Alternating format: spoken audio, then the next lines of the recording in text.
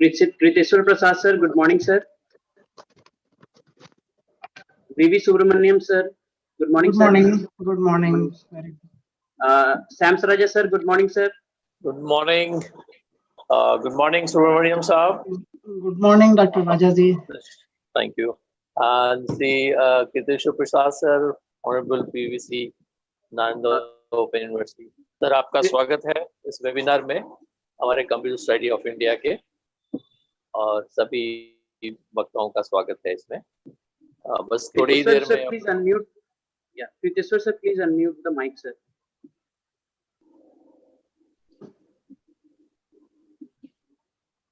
So is it audible? Yes sir, yes Yeah. sir. Good morning sir. Okay, good, very good morning.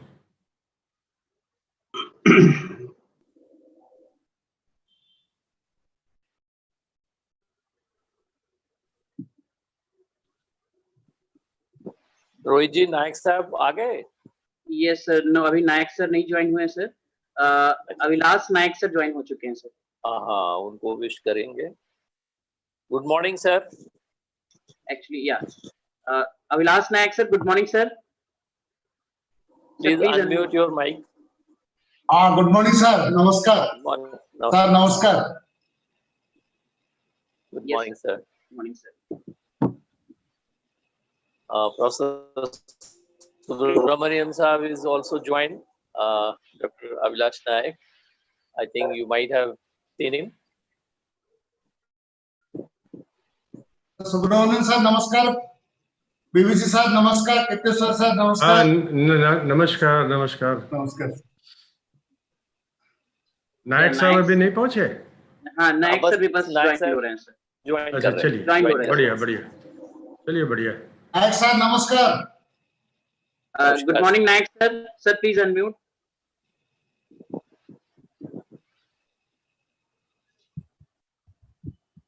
Good morning Nayak sir.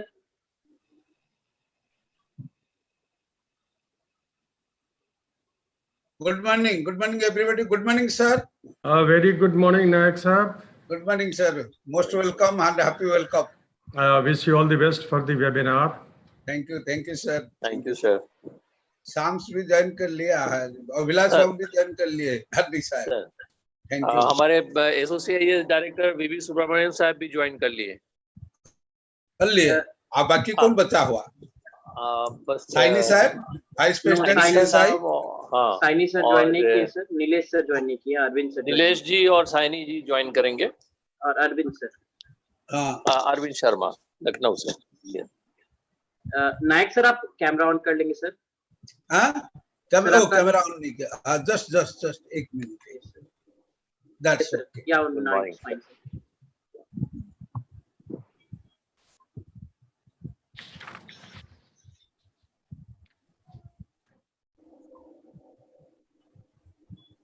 नायक साहब मुझे 4 लोग दिखाई पड़ रहे हैं यहाँ पे. जी सर. 4 लोग दिखाई पड़ रहे हैं. आप हैं, सैम साहब हैं और वो आपके इंस्टीट्यूट से हैं. रोहित जी यस हैं. सर. रोहित और रोहित? स्लाइड करेंगे तो Yes, सब sir. आएंगे sir. Yes sir. Can we start now sir? Audience नहीं, इसमें 4 ही आदमी तो दिखाई पड़ रहे हैं हमको. और लोग भी हैं. वो स्पीकर एंड गेस्ट दिखाई दे रहे. Rohit yes sir. Connected. Yes sir. Saini sir, Arvind sir and Nilesh Modi sir is not connected yet. The rest of us are connected sir. Rest of our participants. Yeah, participants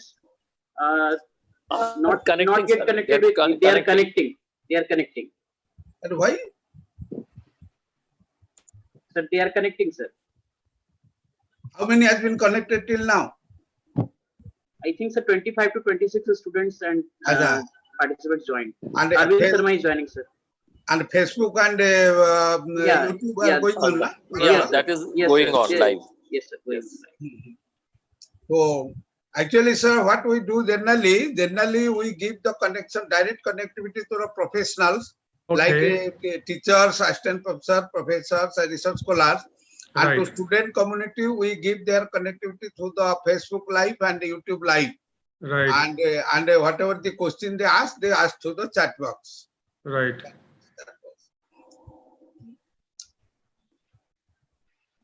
Yeah, Arvind Sharma sir is connecting also, but not connected with audio. Yeah, good morning, Arvind Sharma sir. Sir, please unmute.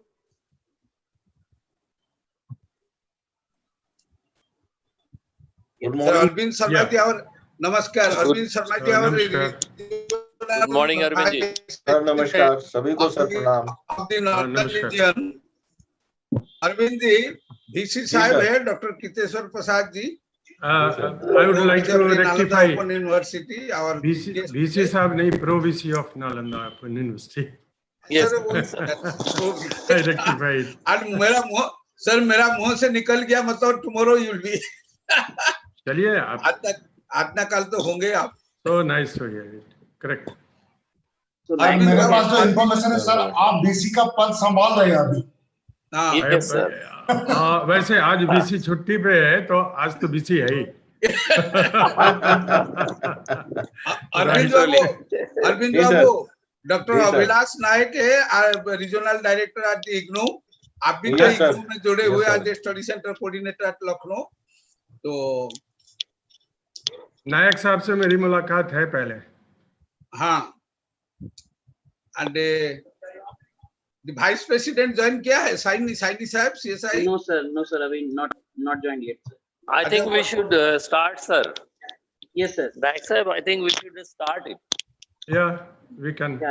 Yeah. Because students are on Facebook, like they have already attending there. Yes, sir. YouTube and Facebook both are live right now. Yeah. And how many direct connectivity are there? Direct connectivity, directly, 28, 29 connectivity. Approx 30. Yeah. Approx 30. Yes, sir. Okay. So we can start now, sir. Yeah, sure. एक So- minute. Okay. Just 1 minute wait.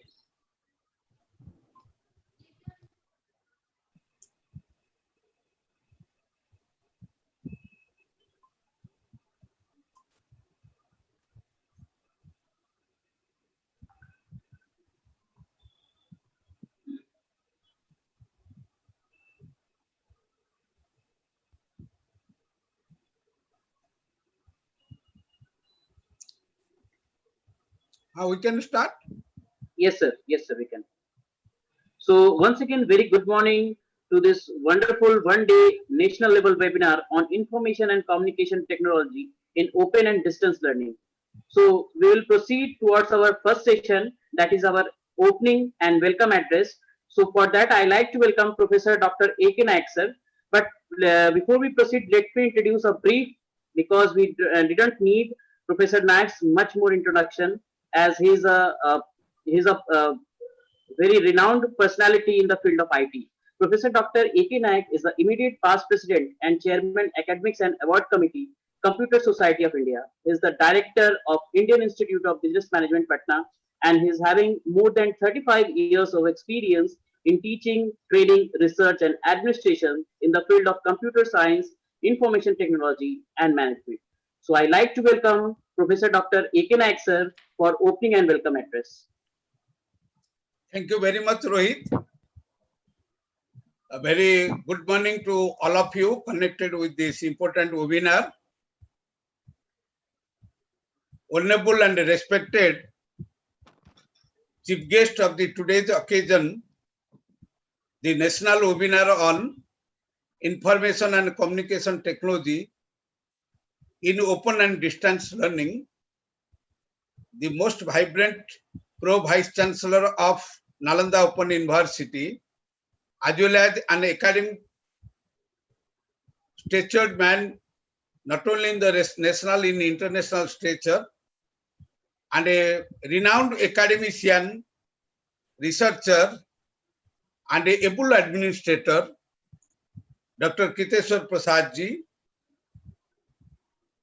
and the keynote speaker of the today's occasion, Dr. V.V. Subramaniam Sahib, the director of the School of Computer Science and Information Science of Indira Gandhi National Open University, New Delhi, the regional director of the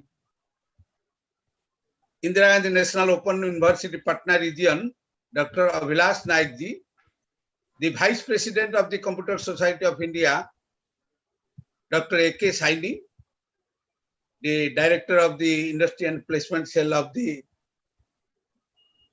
Indraprastha University of New Delhi, and the Regional Vice President of Region 1, comprising of the 9 states and the Union Territories of the Northern India, my younger brother, Dr. Arvind Sharma ji, the invited speaker of the today's occasion, Dr. Nilesh Modi, the Professor and Director of Baba Ambedkar Sahib Open University, Gujarat, the Regional Vice President of Region 2, in charge of the state of Bihar, West Bengal, Assam, and other northeastern part of the country, Professor Shams Rajaji, and the organizer and convener of this webinar, the faculty members of the different parts of the country, and other respected dignitaries who have been connected with this, and the large number of student participants who have been connected through the Facebook as well as the YouTube. Thank you very much for your larger participation in this webinar, and a very good morning to each of you. In today's webinar, we are quite fortunate that Honorable Pro Vice Chancellor of Nalanda Open University, one of the very prominent state open university of the country, and is one of the older university, and imparting the very quality and valuable educational program under the ODL, Open and Distance Learning Mode, since more than 2.5 decades. We are fortunate to have the Honorable Vibrant and Dynamic Pro VC of the great university, Dr. Kriteshwar Prasad ji, to whom I know personally, not only a administrator, educational administrator of the stature, and being the Pro Vice Chancellor of the Nalanda Open University and former Pro Vice Chancellor of the Magad University, and is having many more administrative credits in his account. Apart from that, he has served as a proctor, as professor, and many other taken many other administrative responsibilities also. Besides that, he is an able professor and teacher, and very popular face among the students. And he has also worked as very successfully as the proctor of the Patna University. And if I mention the one of the things that he always believed in that culture as a teacher, what this great land Patliputra, the great philosopher Chanakya has told, Gyanti bhi bante te naiva churana pi naniyati, दाननम खेम नदाति च विद्यारत्नम महाधनम। अर्थात एक शिक्षक के लिए सबसे बड़ा बात है, शिक्षक एक ऐसा चीज का अधिकारी है जिसको ज्ञान की भी बंटे तो नहीं, भाई बंधु कुटुंब कोई भी बंटवारा नहीं कर सकता। चुराना भी नहीं नियते, चोर भी इसको चुरा के नहीं ले सकता है। दाननम खेम नदाति च, दान जितना कीजिए वो क्षय नहीं होता है, वो अक्षय होता है। विद्यारत्नम महाधनम। And Dr. Prasad, Kriteshwar Prasad ji always worked in that philosophy, and he has been a very able and noble teacher in distributing the knowledge among the student communities. He worked as the head of the department and what all educational, administrative and the coordination position. Dr. Sahib has already discharged the duty in all these things. Besides that, as a man, a very noble man, very gentleman, and always he has been a very well-wisher of the people like us, and whenever we need any assistance, suggestion or advice, he is always ready for that. I must have to welcome on behalf of the Computer Society of India. The Computer Society of India is having 1.25 lakhs of the members of the computer and IT professions, and having 81 number of chapters throughout the country, and having more than 500 number of student branches. And unofficially, if I quote, it is the largest professional apex body of the computer and IT professional in the world, because in the IT Society of China is hardly 70,000 of the members. So on behalf of that society, on behalf of the executive committee members of the Computer Society of India, on behalf of the Indian Institute of Business Management, an institution of the 41-year-old in its existence, for providing the computer science management and hotel hospitality management and other professional and technical vocational courses. And the institute has been also considered as one of the pioneer institutions in Bihar and Jharkhand for providing the vocational and technical education. On behalf of both the bodies, and particularly there are 5 executive committee members of the Computer Society of India are present today. 1/3 of the executive council members are present today in this webinar. I extend our millions and billions of thanks and gratitude for the gracious presence of Honorable Pro Vice Chancellor of the great Nalanda Open University, and who has consented to grace the occasion as the chief guest and deliver the inaugural address few minutes later. In the same time, I also welcome the dignified personality of the Indira Gandhi National Open University, the Honorable Director of the School of Computer Science and Information Science, Dr. V.V. Subramaniam, for his kind presence here to deliver the keynote address. Sir, we are also thankful on behalf of the CSI as well as on behalf of the IGNOU Regional Center, particularly, who is one of the prominent organization today for organizing this webinar, and the IIBM for your gracious presence on this occasion. The very vibrant, dynamic director, regional director of the Indira Gandhi National Open University, Dr. Abhilash Naik, is also present here. On behalf of the Computer Society of India and the Indian Institute of Business Management, I extend hearty welcome for his gracious presence and to concentrate to be the guest of honor on this occasion. Dr. Abhilash Naik has been a key factor and instrumental in providing the new direction to the educational, to the learners associated and connected with the IGNOU Patna Regional Center in a very effective way, rather having the day and night as doing his level best and making the efforts in his level best to how the education can be reaching to more and more peoples of the state, particularly the state of Bihar, to a remotest part. In the same time, I also extend my welcome to the invited speaker of the today, Mr. Dr. Nilesh Modi, Professor and Director of the Baba Saheb Ambedkar Open University at Gujarat, and my younger brother, the most vibrant and dynamic, the Regional Vice President of Region 1, in charge of the Northern Region, Dr. Arvind Sharmaji, who had been also the Director of the Vocational Training Programs of the great and very oldest, the Christian College at Lucknow.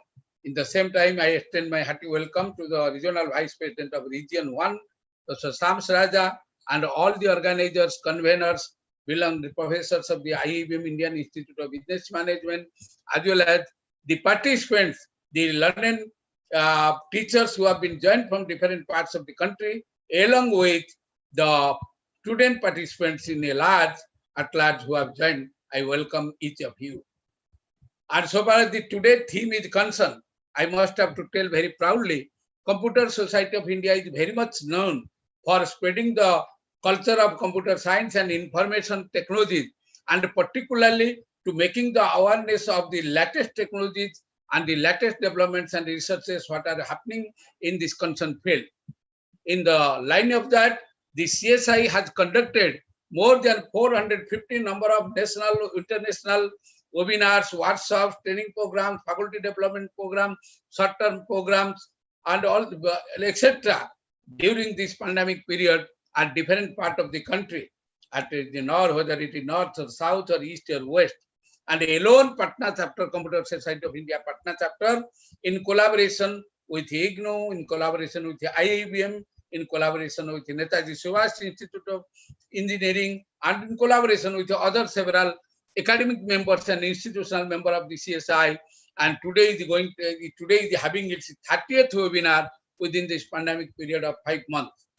And in this webinar, the topic what we have chosen that the ICT, information and communication technology in open and distance learning system.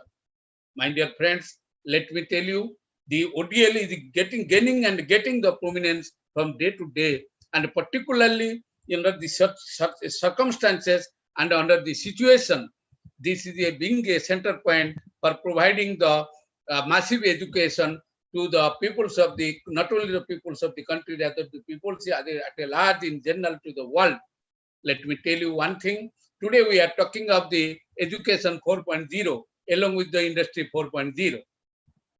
As the industrial revolution has been dynamically enhanced from time to time, and one day that when we are working through the manual energy, we had never defined any industry, scaling. But when steam industry got introduced in the industrial application for enhancement of the productivity and efficiency, we had nomenclated it the industry 1.0. After the development of electricity, it has been introduced in the industries for enhancement of the productivity and efficiency. We got it industry 2.0. After the development of electronic devices, after the development of the numerically controlled machine, after the development of the robotic concept, and after the use of the ICT, information and communication technology, in the front office as well as back office of the industries in the business organization service sector, we had the industry 3.0. But today we are at the point of industry 4.0 when we are considering the smart industries, the smart machines, and where robotics concept will be integrated completely along with the IoT, Internet of Things and Internet of Everything for enhancing the productivity and efficiency of the industrial application. That will be industry 4.0. One of the main features of the industry 4.0 that will be the fusion of the 3 different kinds of devices, physical devices and digital devices and biological devices. Till industry 3.40, we have never considered the biological industry, the medical industries and the paramedical industries. Similarly, so far as the education is concerned, it is going parallelly. We had the education 1.0 when the Gurukul Parampara was there, the Acharya and Shishya both were sitting under a tree and the teaching and learning practice was there. That was the education 1.0. After that, we used the physical devices like blackboard, duster, classroom, and bench, desks, and teachers, and all these things that nomenclated as the education 2.0.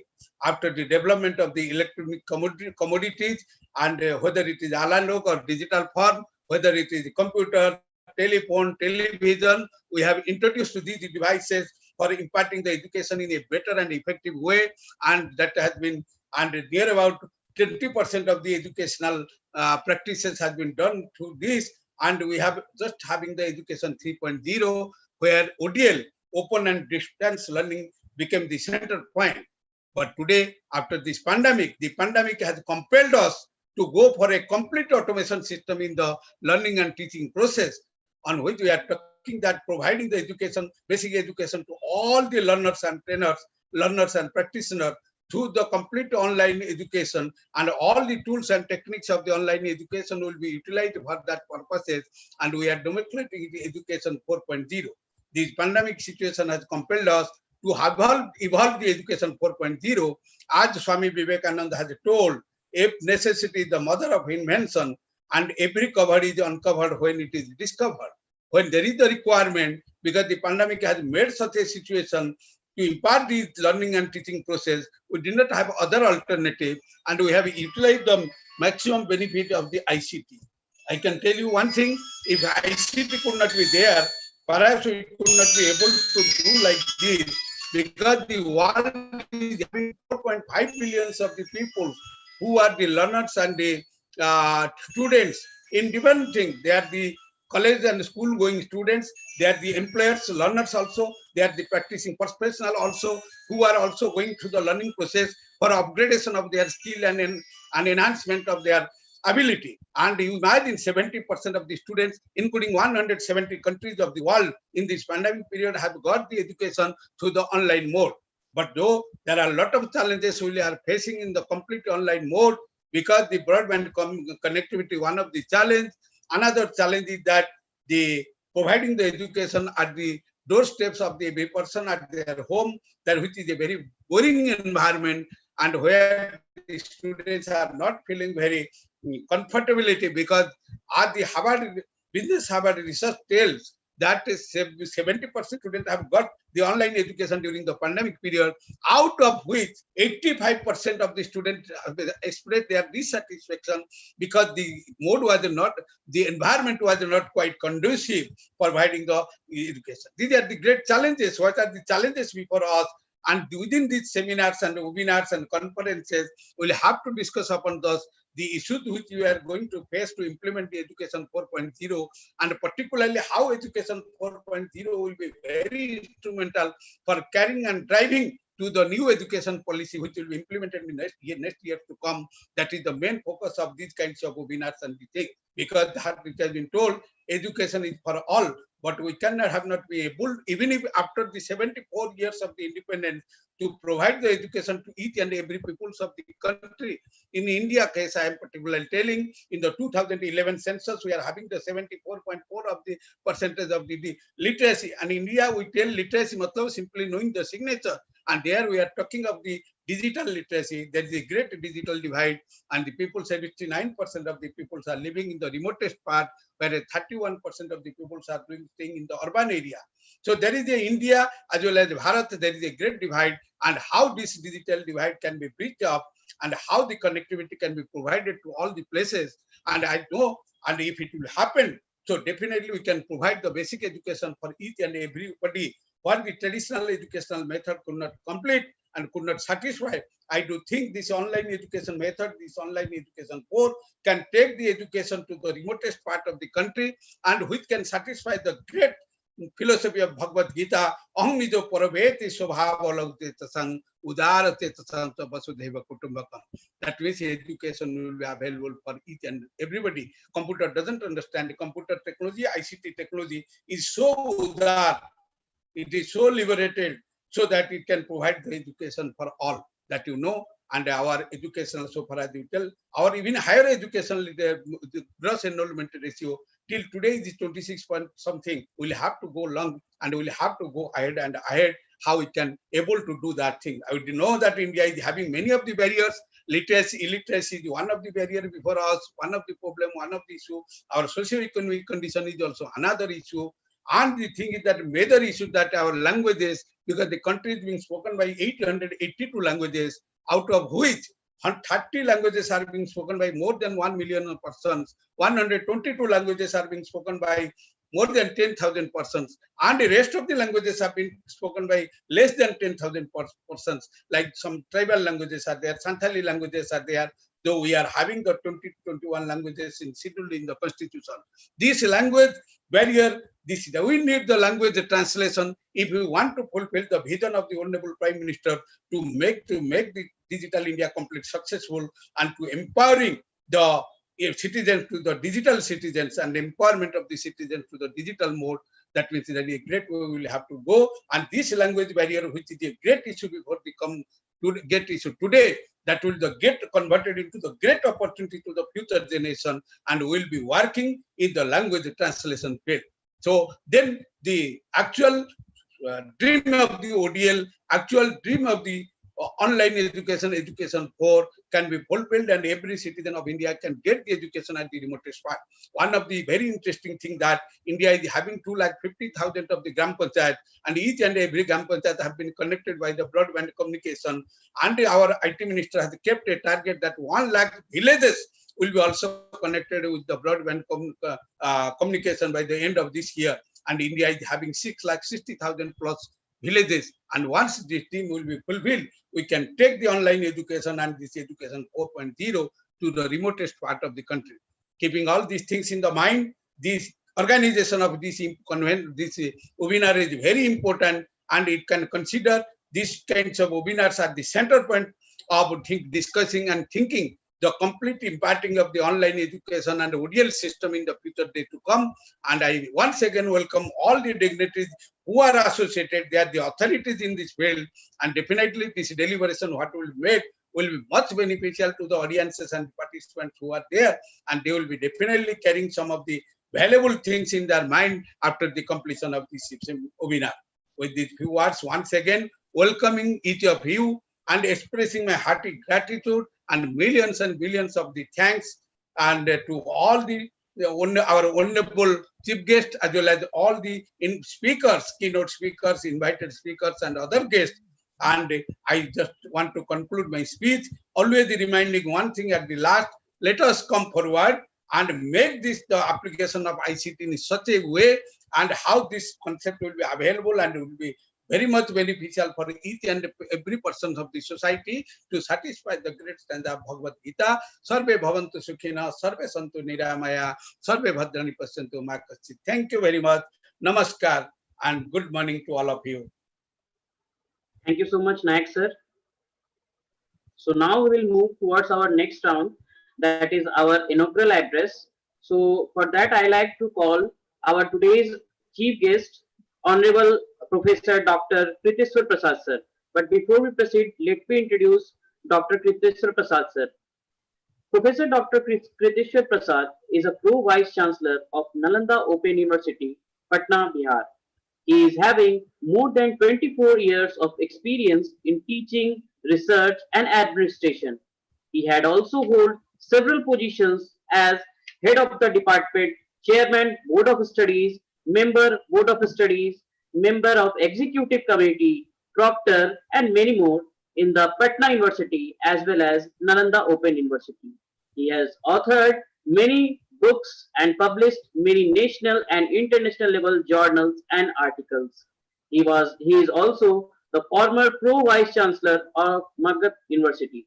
So with these words, I like to welcome Professor Dr. Kriteshwar Prasad sir for inaugural address.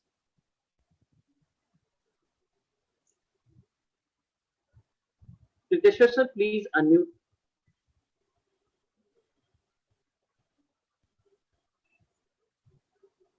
Sir, please place the unmute, please, sir.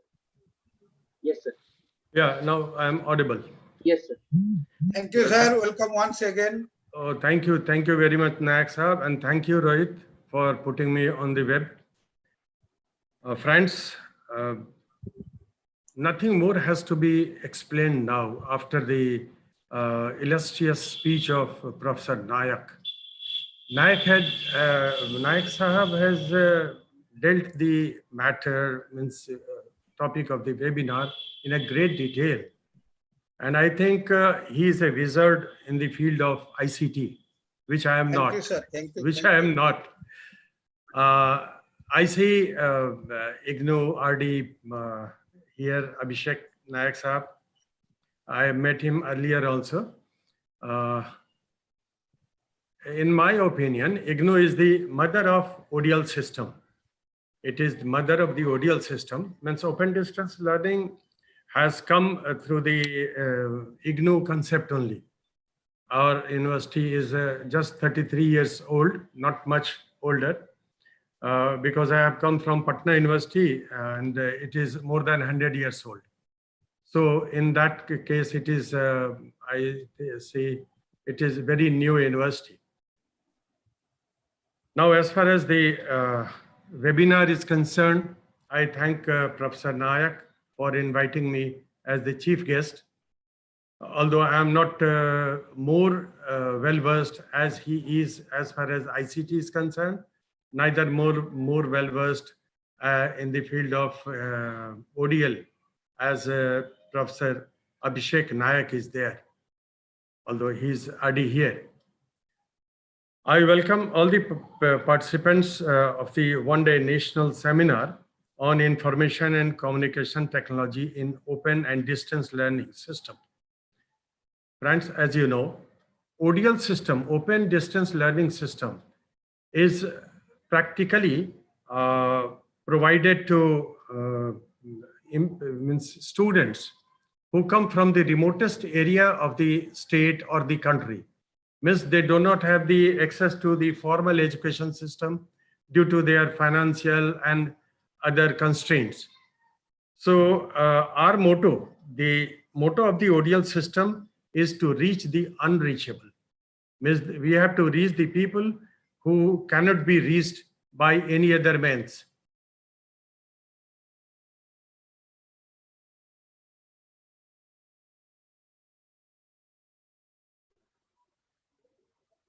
Sorry for the interruption. I think Kriteshwar sir's network is down.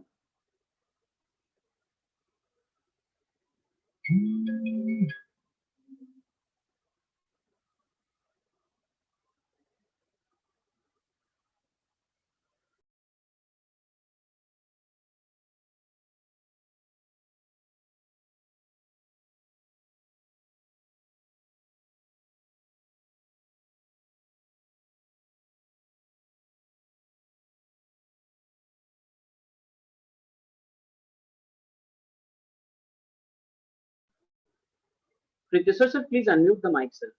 Yeah, Yeah, it was yeah, yeah, disconnected. yeah. Disconnected. Yes, sir. So, friends, the participants have been properly introduced by Professor Nayak. They do not need any other introduction by me. Now, the topic of the webinar is very interesting and fits in view of the COVID-19 global epidemic. The ODL system was already being supported by the ICT, whereas the conventional system has also fallen in line and have adopted ICT as a tool for teaching learning process.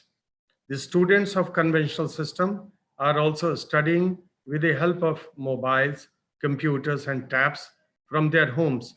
Even the employees in many of the sectors are working from home using information and communication technology.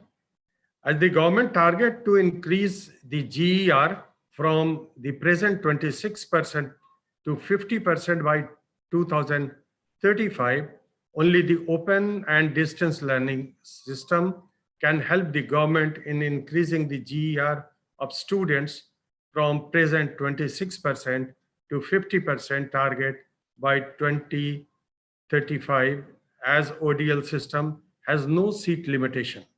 It has no seat limitation. We can admit as many students as we can. And but the conventional system has limitation of space, means constraint of space is there. So they cannot admit more students more than the permitted limit.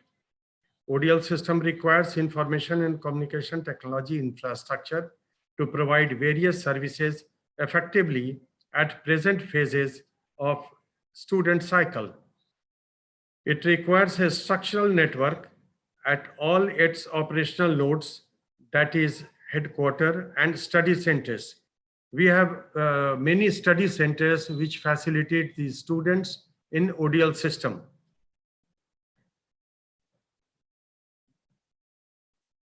Study centers through a dedicated network so that the student service can be accessed easily by all operational nodes, students, and public. In ODL, standard computing infrastructure is required and different types of servers to host various student learning and support services. To access and use services, personal computers or mobiles are required. The system and application software is required to develop software for various student learning and support services that are required at various phases of student learning life cycle. The present web technology supports the support to develop web-based software for various services that can be accessed from anywhere and at any time. Internet bandwidth is required to access web-based student learning and support services. Security, as far as the security of the system is concerned, as you always hear that there is there is a threat of security in cyber system, that is cyber crime is there. So the securities infrastructure is essential to protect the system being utilized in ODL from hackers and attackers. Data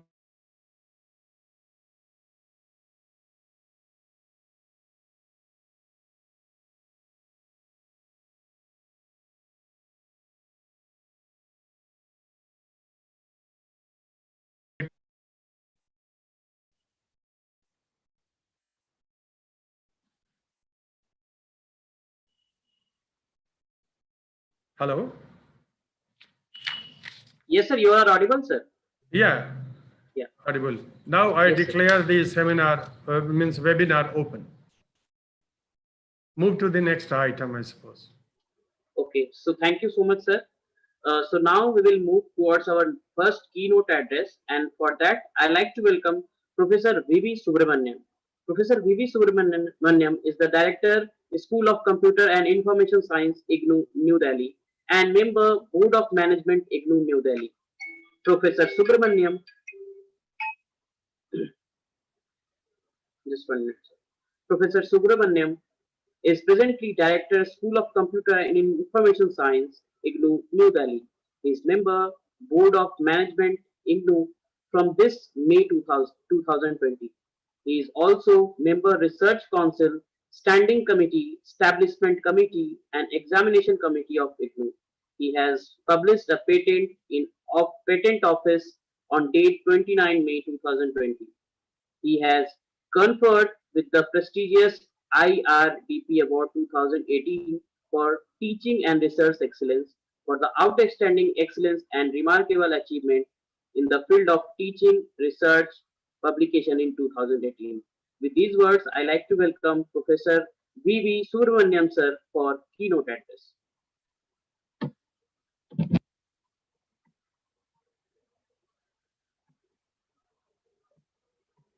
Sir, please unmute.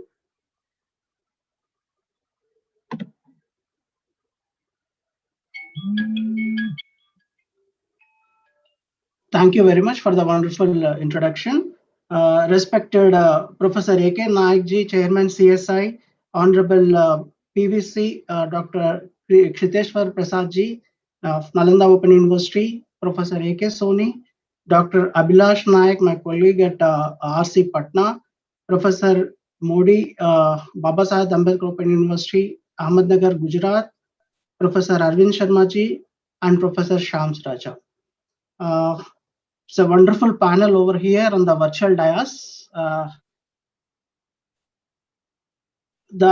Today's theme is very much relevant for the education that is going to happen, that too in the new educational policy. As Sir was saying that the GER should increase from 23 to 50% by 2035. So this particular thing can be achieved only with the distance education mode. So most of the universities already they are working in dual mode. There are state open universities, and the Indira Gandhi National Open University is the central open university. And then apart from these particular universities, there are also Directorate of Distance Educations working in many universities. So in some of the programs, there is a restriction for the admission, like B.Ed and other kind of programs, wherein which the councils and other permissions are required. Other than that, most of the programs, so they are of free to take any number of students, but the support needs to be strengthened at the study center. In my today's presentation, I concentrate on use of ICT in Indira Gandhi National Open University. Let me share the screen. Please bear with me. So Yes, please sir. allow. Please allow. Yes, sir. Yes, sir. Yeah, thank you.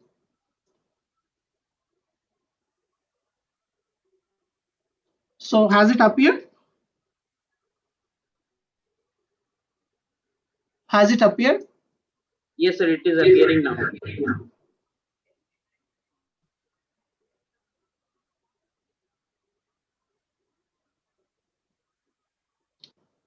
So has it appeared? No, sir, not yet, sir. Just see.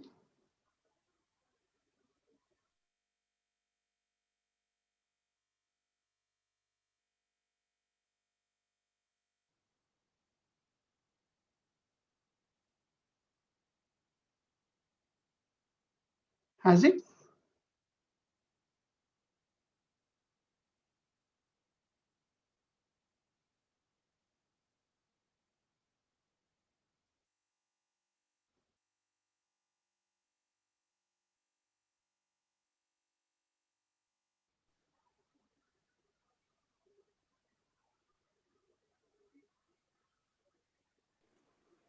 Yes, sir, clear. Yeah, thank you. So the topic of discussion for the next half an hour is use of information and communication technology at Indira Gandhi National Open University.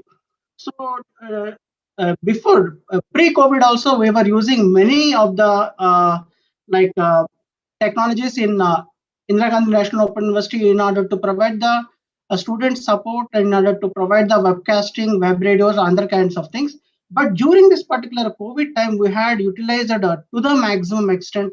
Right from the headquarters, we had offered many of the things, and at the RC level also, most of the ICT technologies we had used.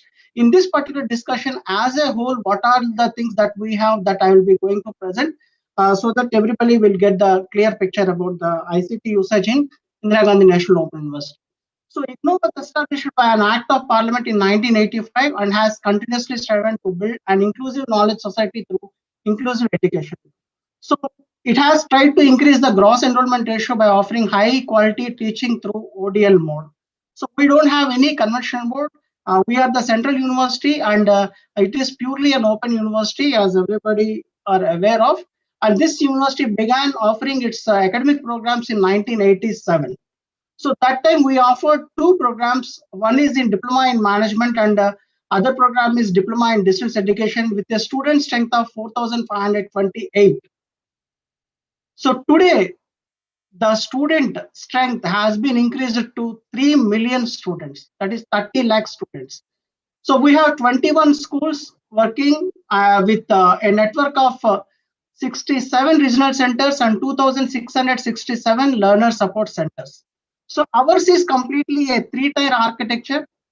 Headquarters placed at Maidan Gadi in New Delhi. And then we have a network of 38 regional centers, and including some army centers and other defense centers, and around 2,667 student support centers. So this is the strength of Indira Gandhi National Open University, and we are spread across all over India, as well as we have some partner institutes from Middle East and some parts of the world. And this university offers currently 228 certificate, diploma, degree, and doctoral programs with a strength of nearly 810 faculty members, 574 academic staff working at our regional centers, and then 33,212 academic counselors from conventional institutions of higher learning, professional organizations, and industry, among the others. So this is the kind of figures that Indira Gandhi National University is having. So this is one of the largest mega university in the world with a student strength of 30 lakhs. So we support primarily our main official website is www.ignou.ac.in. So wherein which this is the official website wherein which most of the services we provide through this website. So starting from the admission till the award, I'll talk about the various kinds of ICT technologies that we use in the form of screenshots that I had taken. So this is the starting point of the student, wherein which we have our own online admission system. This particular admission system, earlier we were having our own. Currently, we gave this particular thing also to a Government of India project, that is Samarth project, that is with Delhi University. Those people, they are preparing the EDRP, that is Educational Resource Planning, for all the universities. So we had taken some modules from them, and this particular admission module is been hosted by samarth.edu.in. So this is the starting point of any student. The complete admission process is online. Earlier, we used to have a contact point wherein which regional centers support us in providing the admission to the students, that too manually. However, we had shifted completely to the online admission system, wherein which all the students needs to take admissions only through this portal. So this particular portal supports the students by providing them the prospectus and then allowing them to register for the programs, and payments also are completely through online. Many of the programs, those were listed on this particular website with a link, wherein which some of the programs are being completely exempted from fees. for the SC/ST students and the jailmates. So that particular list is also been published on this particular admission website, wherein which they can go through and they can avail this particular offer by the SC/ST and then the jailmates. So this is the starting point wherein which the student will be taking the admission. And then there is one particular point on our website wherein which we have the student zone. This student zone is the point wherein which the students will get all kinds of student support, that too completely online, regarding the assignments, online registrations, program details, and then there are certain links for the broadcast, telecast, then web radio. There are several items placed under one single umbrella, and that we had quoted it as a student zone, wherein which on this particular link is being placed on the website, so that the student can directly move from there to the place that he wants. Then there is one particular app recently designed and was launched 1.5 years back. That is the IGNOU student app. So this particular student app provides the students a kind of interface wherein which whatever that there is there on the student zone of Indira Gandhi National Open University link, those particular items are being provided in the form of an app. So the complete, even the online, the digital iCard of the student can be displayed using this particular app, wherein which they can know the results, they can download the assignments, all kinds of support is being provided through an app. And this particular app currently we have designed for Android phones and Android tabs. So they can download from the Google Play Store. You can see here, they can download the app from the Google Play Store, and they can use these particular items. Those are placed on the IGNOU app. Apart from this particular app, we had a very solid application, that is the IGNOU e-content app. So this is the strong backbone for our e-content of Indira Gandhi National Open University. That is the self-learning material of IGNOU. So all the courses, whatever we had launched till now, that is around 540 courses, e-content or else the material is being uploaded onto this particular app. So this is the backbone which served the basic purpose of delivering the course material during the COVID time also. Most of the people, they had got registered during the January to March session, then they were not unable to receive the course material. However, we prompted the student to download this particular app and go through the course material, whatever that is placed on the e-content. So the complete course material is at their disposal, and this is the very good and useful app for any student of Indira Gandhi National Open University. So this particular app has its present on Google Play Store. You can download the app from Google Play Store, and not only our IGNOU students, many students who are preparing for the civil services and other kinds of examinations, those people, they are also downloading this particular e-content app. You see, this particular app is free right now. It is free of credentials and other kinds of things, wherein which they can directly go to the studies course material of their interest, and they can download, or else they can study online. So currently we had deactivated the credential so that all the students can get the access. And then coming to the web portal. So there is one web portal which is helping our support for our self-learning material, FB live recorded lectures, Swayam course content, and other kinds of things. And this particular digital repository is www.egancoach.ac.in. So this is our own digital repository, and this particular national digital repository consists of each and every course material. Whatever that is there in the printed form, we had uploaded all the course material onto the egancoach.ac.in. And this particular, the way that we had organized is school-wise, program-wise, course-wise, and unit-wise. So to that particular hierarchy, we certainly maintain for each and every course has its even format, and through which they can download the course material, or else they can directly study the course material on the move also. So apart from the course material that we have on this particular website, we have FB live recorded videos. So during this pandemic, what we had done is we had offered the support through the social media tools, and those particular social media tools, mostly we had used our Facebook, IGNOU's official Facebook, wherein which half of the day we were presenting the lectures right from the headquarters studios, so that it will be reaching the students through that particular Facebook. So there are several users who had enrolled to the enrolled to that particular Facebook, and we are not wasting those videos. What we had done is, with the minimum editing, we had uploaded these particular Facebook live recorded lectures in the form of an archive. So this particular archive also we are maintaining it through program-wise, course-wise. You can go through our egancoach.ac.in. You can find the wonderful lectures that that the faculty has delivered during this COVID time. And then apart from these particular two SLM and FB recorded lectures, we have our SWAYAM course content. So IGNOU is national coordinator for launching the SWAYAM courses at the level of diploma and certificate.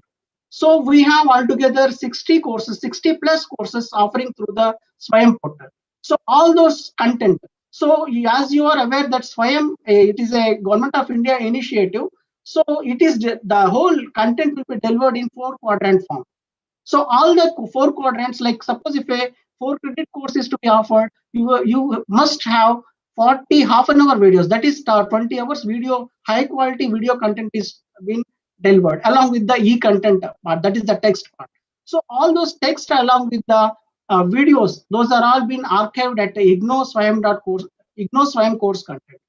So apart from these particular 3 options, there is one option called as the IGNOU YouTube videos, wherein which whatever that we had recorded in our studios, right from the inception, like 85 onwards. So those are being archived in IGNOU YouTube videos. The space is being provided by the Google, and then we are utilizing that particular space in a very judicious way, so that all those videos, whatever that we have in our EMPC studios, that we had categorized them and we had uploaded in the form of an archive.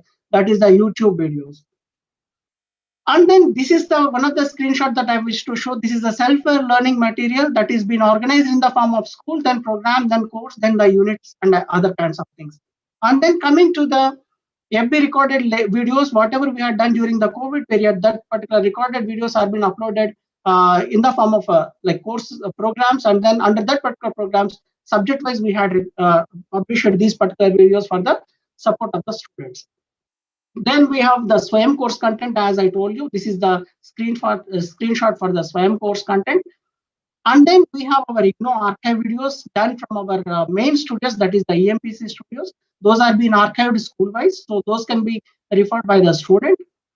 And then we have one of the experiment that we had done in our computer science school, that is the quick response code based access. Some of the courses we have converted all the course material, videos, PowerPoint presentations, virtual lab, whatever that we have at our disposal. We have converted all those things into a kind of we have generated all the quick response codes for the equivalent URLs, and then we are trying to deliver them to the students. You can see the website. I'll show you. This is the format that we had presented using a simple 7 to 8 pages like Word document. We had compiled the whole course material along with the videos and other kinds of links. And then this is the place where you can get the QR code based access course material. You can see this is the URL, and from there you can download the QR code based access material, wherein which suppose if the student takes the printout of those 8 pages, then it is enough for that particular course. So directly they can have their mobile in hand or tab in hand, then they can go through the lectures, or then they can go through the PPTs and other kinds of material. Through scanning the QR code, they can also study while they are moving. So that is the way that we had like done a simple experiment for some computer science courses. And then our assignments are being published online. So students no need to run from pillar to post. So we had designed a page for that particular assignments delivery, wherein which all the question papers of the assignments, that too program wise, that too categorized into master's program, bachelor's program, certificate, diploma. So those all are being published on the IGNOU website, and the student can directly download the assignment questions and they can solve. So a step ahead, what we are going to do is we are trying to design online assignment management system. So this particular online assignment management system, only till now what we have done is we are offering only the question papers through our web system. Otherwise, we don't have any assignment submission system and evaluation system. So what we are trying to do is from past 10 days under the able leadership of our Vice Chancellor, there was a committee constituted in order to look after this particular development of our assignment management system. And we are working in that particular direction, half of the process has been completed, and we are about to finish the whole system in 10 to 12 days, so that we will be, from this particular cycle or the next cycle onwards, we will be asking the student to submit all the assignments through this particular online. And even we will provide access to the evaluators as well as the academic counselors to evaluate all those assignments online, provide the feedback to the students so as to reach back to the student the same way that they had provided. So this particular online assignment system most probably will be launching them in the first week of November, or else November 19th, that is our foundation day. We are preparing this particular online assignment management system. During this COVID period, all our regional centers, what they had done is they had designed a Google form for the submission kind of purpose, submission of these particular assignments, and then they had collected all the assignments onto the Google Drive and forwarded in the form of a Google Sheet to all the evaluators. So this kind of temporary arrangement, that too in a fantastic way that they had done from their regional centers. And approximately, I'll just read out the figures that we had received from the assignments that we had received during the COVID period. From April to June, the assignments that we had received is 31,136. Altogether, we have 60,39,951 assignments were received online, that too in the PDF format, and got them evaluated with respect to academic counselors. So these were the assignments that we had received during one semester, that too online using the Google form and other kinds of facilities that we have. Once this particular online assignment management system is in place, we will be completely automizing all the things and we'll be moving ahead. This is the screenshot. I'll show you this particular. Then we have one particular system designed during these 3 months, that is the online question paper delivery system. So as the postal services were closed during this COVID period and unable to receive on time, what we have done is we have designed one online question paper delivery system. And this particular QPDS system, the main objective is to deliver the question paper of term and examinations to the study center, or the exam center directly, just 10 minutes before. So they will be logging in. We have provided all the credentials to the examination superintendent, that too in an encrypted form. The question paper will be reaching to him, and then he will be taking the question paper, printing them and distributing it to the students. So this particular QPDS has really done a wonderful job for conduct of the examinations from this October cycle. So September 15th till October 16th, we had conducted our term and examinations for our final year students. And this system has done a wonderful job in delivery of the question papers. And then we have our own intranet ERP services at hand. So this particular whole ODLsoft is meant for the officials who are sitting at IGNO. This particular system caters to the accounts department, LTC, then loans and advances, medical reimbursements, and then TADA. So all these things are being automized using this particular ODLsoft. This is not our home development, but however in-house development. However, what we had done is we had took Tata TCS services long back, some 15 years ago. So this particular system is catering to the needs like the minimum financial module and other kinds of activities at IGNO, and it will be helping us in the form of an MIS at the IGNO for the administrative purposes. And then we have our own eGyandhara, that is the web radio service. We have several Gyanvani services, one placing at headquarters and others spreading over all our regional centers. However, we have our presence in the form of a web radio, that is the ignoonline.ac.in/Gyandhara, wherein which whatever the radio recordings or else radio live telecasts that are happening at the headquarters, that too in the EMPC studios, those particular things can be live broadcasted using this Gyandhara services. So students needs to come on to this particular websites. They have to click and then they can listen to the radio programs that are being offered from the FM 105.6 megahertz. So that particular thing is being provided under the IGNO online services, that is the Gyandhara.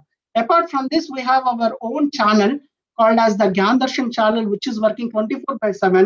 So that particular thing also we had made online. So this particular functionality is called as the webcasting. Whatever that we are live telecasting to the Gyan Darshan channel that is appearing in our like DTH channel, like DTH bouquet. So the same thing we webcast, the parallelly webcast onto the onto our portal also under the link called as the www.ignoonline.ac.in/Gyan Darshan. So this is how we are using the web the portals in a very judicious way, wherein which we are reaching the students. Whatever that is happening at the IGNO headquarters, we are directly delivering them using several sources to the student also. So RCs have their own Gyanvani channels.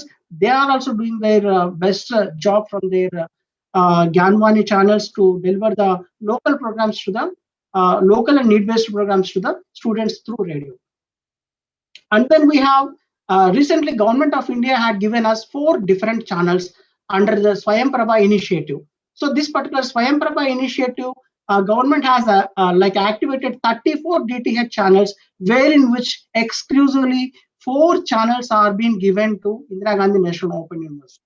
So I can show you, this is the swayamprabha.gov.in, and then these are the 4 channels given to Indira Gandhi National Open University. And what we are doing is, currently we have distributed all the 21 schools under these 4 channels.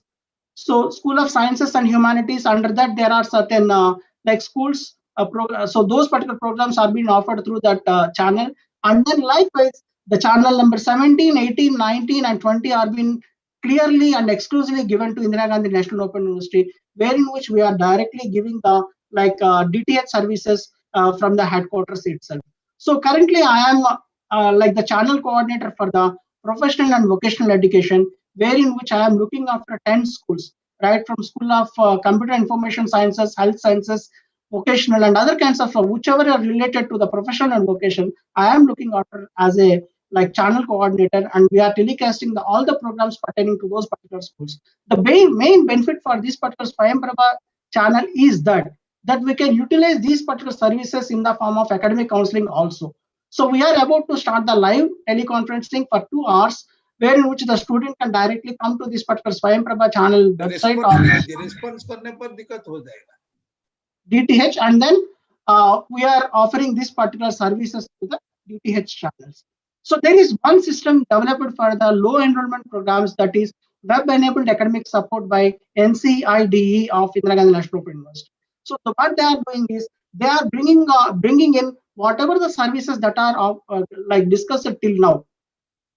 So they are using Google sites, and pertaining to each and every program, what they are doing, they are bringing out all those links at one particular point on the single website, so that whoever logs into this particular website, the student of that particular program will get the services on hand using you can see here the discussion forum, web counseling, eGyan Kosh, Gyandhara, Gyan Darshan, YouTube archives. So all those things are being clubbed and are being placed on a single page, so that the student no need to go here and there. On the single web page, for each and every program they had, for the low enrollment program, they had designed several websites of this particular kind, and they are offering the support directly from the headquarters. So there is one innovation cell at Indira Gandhi National Open University which is offering the services of making certain innovations in the education. So this particular council is very alert, and it has received recently the 5-star status from Government of India. So this particular club has its own presence in each and every regional center. So you can see here there are various 19 regional centers associated, and they have their own clubs at the regional centers level also. Even IGNO Innovation Club at Patna is also very much active these days, so that they are offering many kind of seminars and other kinds of things they will conduct with respect to the innovation, and they are publishing those particular proceedings onto the Innovation Club reports. And then we have a link to the results and grade cards, and then we have an exclusive portal for the grievance handling.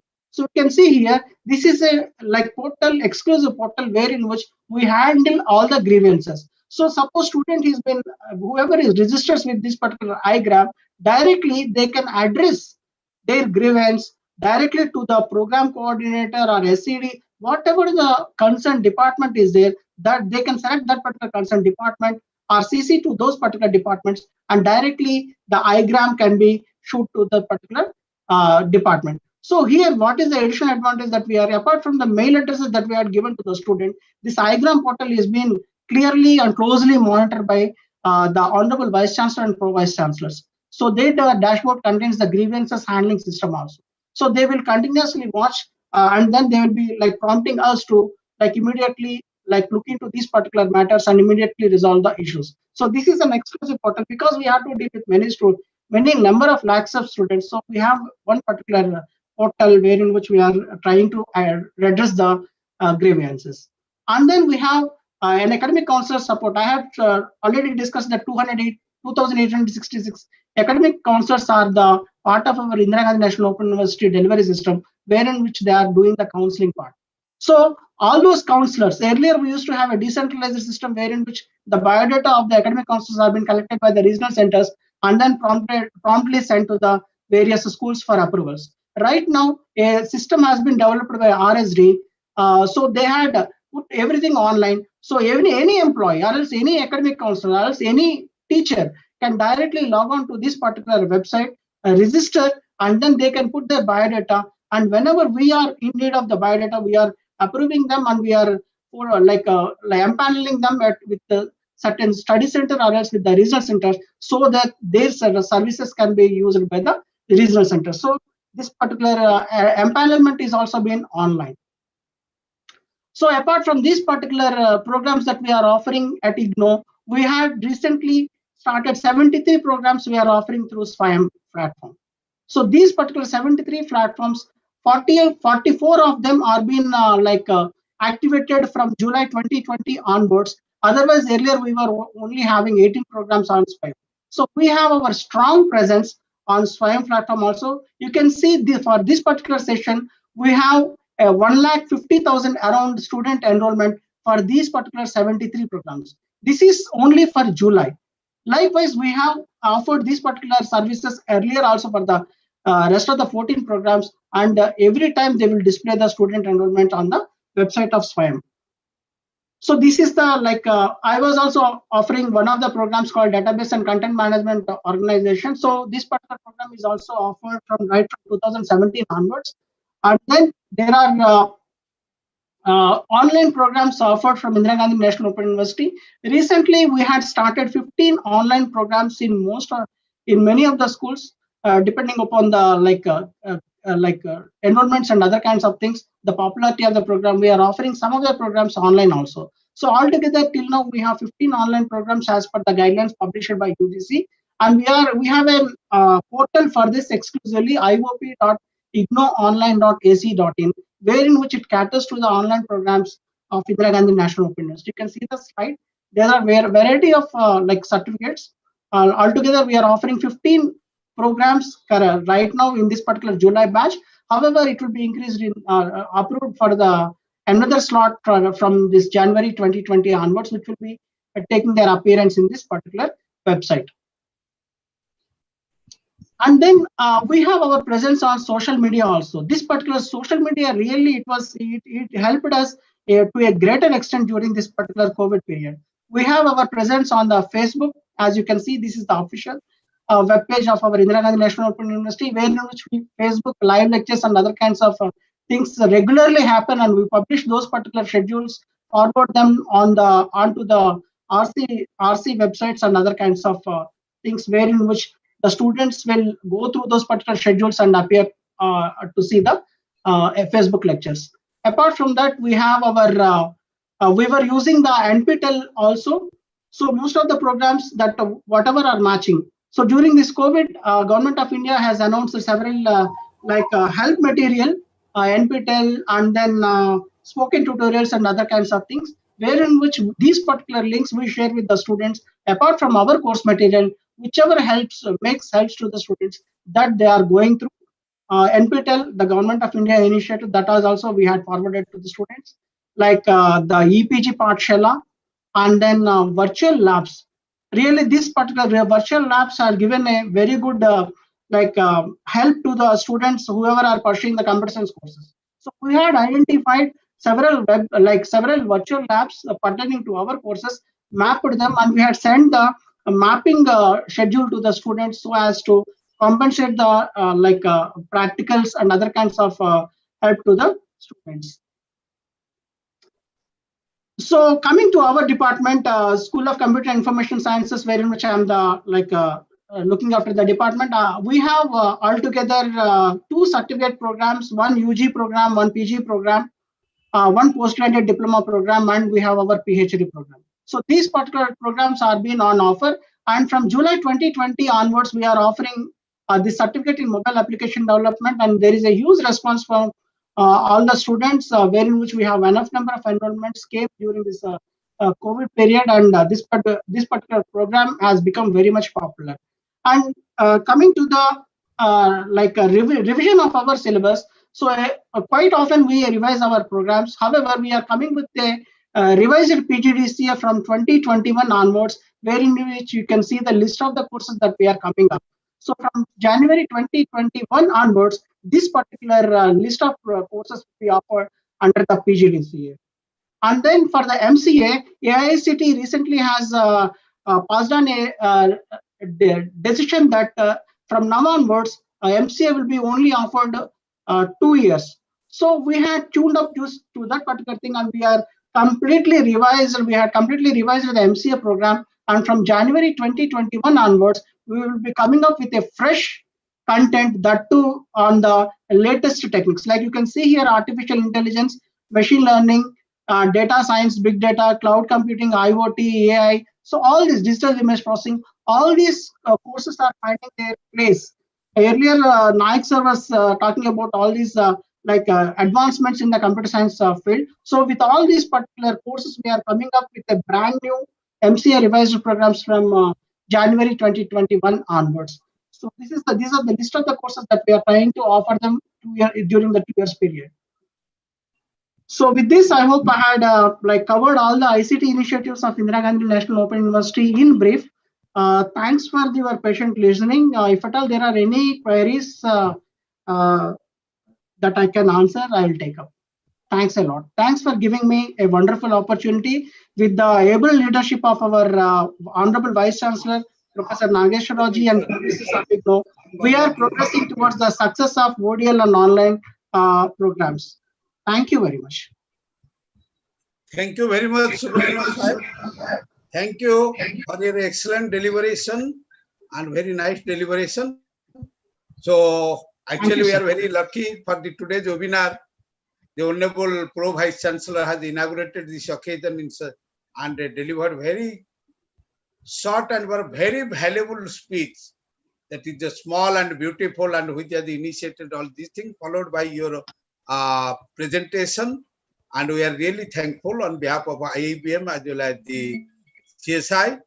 And I want to mention one thing, that we have very long association with IGNOU, Indian Institute of Business Management.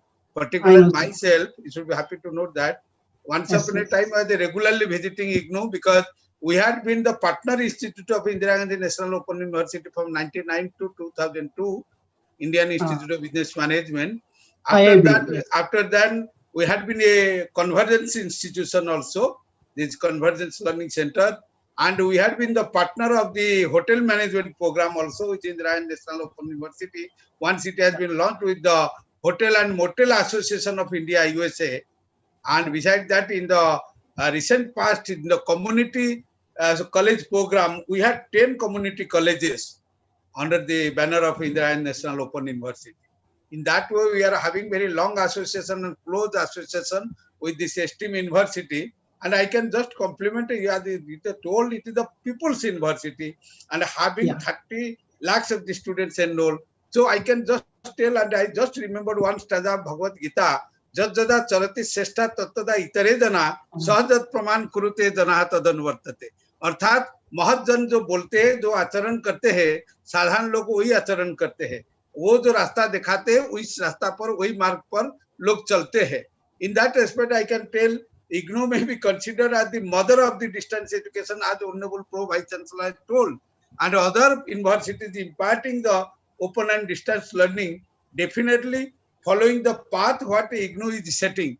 That is why I have just given this great stanza of the Bhagavad Gita. That's very nice and very nice deliberation you did today. Definitely participants will be very much appreciating it. And I am very much thankful to our Honorable Pro Vice Chancellor, in spite of so many busy schedule. And he also listened very patiently that the deliberation you have given. Sir, really Thank we you, are sir. very much grateful for your kindness and greatness that you are. So that Pro VC is very kind enough to, for participating in this webinar in a very detailed way and a very deep thing. So thank you, sir. Thank you once again. So, Thanks, okay, sir. Rohit. And one of the information, let me share with you, Subramanian Sahib. At Sir. present, I am the member of the Board of Studies of the Computer Science and Information Technology of the AICT. And this Right. 2-year MCA syllabus is getting designed by the team, and where I am convening the bridge course development team also. I do Good, think sir. this syllabus will be much effective, and future days we will be also discussing and talking with you to take Sure, the sir. feedback and all these things. Thank you very much. Sure, sir. Thank you, sir. Thank you so much, V.V. Subramaniam, sir. So now we will move forward towards our presidential address, and for that I like to welcome Dr. A.K. Saini, sir. Dr. A.K. Saini is the Vice President of Computer Society of India, is the Professor IT University of School Management Studies, GGS IP University, New Delhi. He is having 100 plus papers published in journals, conferences, editorials of Scopus Indexed Journal, published 16 books.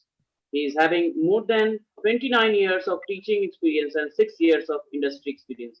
With these words, I like to welcome Dr. A.K. Saini sir for presidential address. Thank you, Rohit. Am I audible? Yes, Yes, yes. sir. Yes, Okay. So at the very outset, let me congratulate Indian Institute of Business Management for collaborating with Computer Society of India for this very wonderful webinar on information and communication technology in open and distance education. I think I can see that our honorable chief guest for today, Dr. Kriteshwar Prasad, has been patiently listening to the presentation made by Dr. Professor V.V. Subramaniam about the kind of initiatives which IGNOU took in terms of the distance learning and enabling the users, especially during the pandemic times. I think this is so. I think we are also greatly thankful to Sir, the Honorable Pro Vice Chancellor of Nalanda Open University, Dr. Kriteshwar Prasad, for sparing time, I think, and for giving a patient hearing to all the presentations as such. And after this, also we have a number of say keynote addresses to be delivered by Dr. Nilesh Modi, Dr. Abhilash Nayak, and other members from the Computer Society of India. I think I was just trying to look at the kind of scenario which has emerged. Earlier, we've been talking of distance education, and that was being looked after as a very inferior way. So that means the students who were passing off from open distance courses, they were being not considered by most of the employers for variety of jobs. But I think this current pandemic has really brought this kind of a scenario in forefront, where they find that everybody, whether it's a face-to-face teaching, which was happening earlier, actually they all have moved to the online mode, and online means again happening in the distance education mode. So this is I think this is a great contribution of this pandemic, the COVID-19, which actually has really taught us that it is not only the face-to-face learning. I think this can also happen through what we call as a open and distance learning. And to enable this, of course, this has been pretty old concept of distance learning. I know because I belonged to Delhi University earlier. So we had a school of correspondence courses. So correspondence actually was the mode which actually was more popular. But I think after that we saw the emergence of open learning but the only thing is that the information communication technologies actually have brought a sea change in the entire gamut of the teaching learning process in the country. And if you see that from the perspective of the advantages which we find that especially in terms of the users and the institutions, it is more economical. I think one of the major advantage of online learning is more economical, because it provides you facilities which actually can be say kind of provided to the students through the video conferencing mode.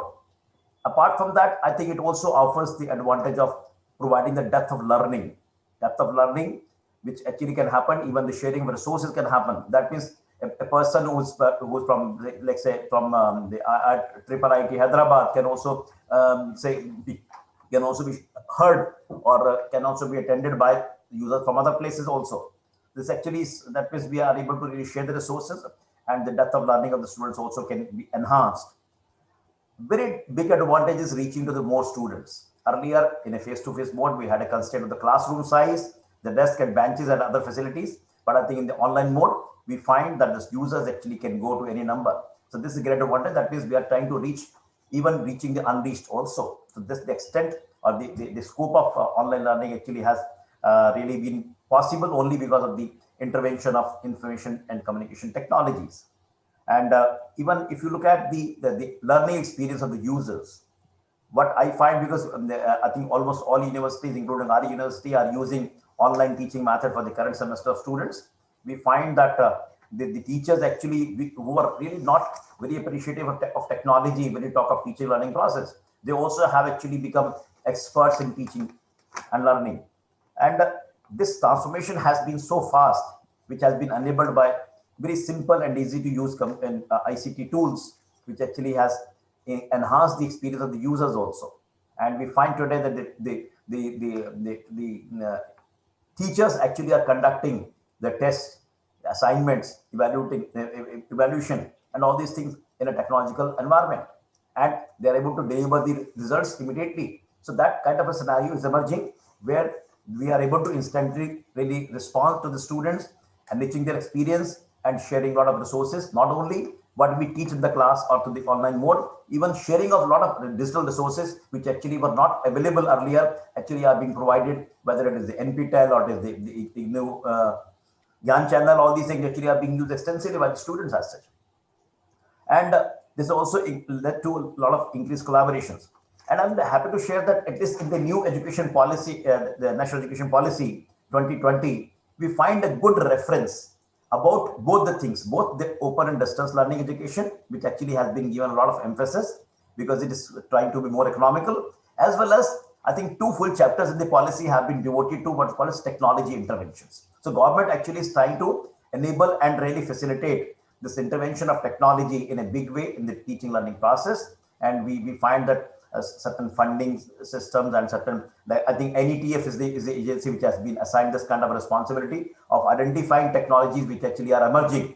I think this is called a National Education Technology Forum, which is going to really work on identifying the technology which are potentially going to emerge and facilitating the experience of the users as such. I think we find good reference of these things. That means the government is also serious about the distance learning and reaching out to all the students who are in different parts of the country, even globally also we can reach, and basically enabling their experience using and leveraging the technology. So what we find is that the technology has really enabled all of us, especially during this pandemic, to really learn new things which actually were not possible otherwise. So I think in this to this presentation which I just attended of Professor Subramaniam, he nicely presented the different initiative which IGNOU has taken, and I think we have another experts also which are going to follow after this to really enable all the participants to understand more about this and appreciate.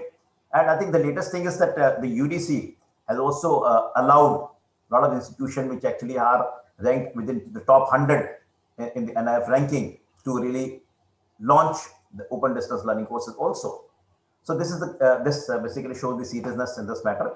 So I think again once again I congratulate the organizers, my colleagues from the CSI, the IBM Professor Nayak, who actually is the chief architect of the entire program, for taking this initiative. And once again my heartfelt thanks and regards to our chief guest for today, Dr. Kriteshwar Prasad, the Honorable Pro-Vice Chancellor of Nalanda Open University, for sparing his time, and all the experts who are going to share their knowledge with all the participants. Thank you so much, and wish you all the best. Thank you so much, A.K. Saini sir, for your wonderful presentation.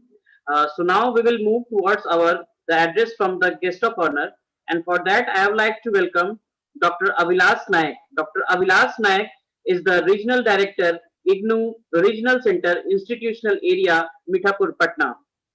Dr. Avilas Nayak is educated from Utkal University, Bhubaneswar and Sambalpur University, Sambalpur. He has worked as a lecturer in English in different colleges of Odisha for 12 years before he joined Government PG College, Chandigarh. There he worked until 2006 when he was transferred to Regional Institute of English, Chandigarh. He worked until 2008 when he was appointed as a Regional Director of IGNOU.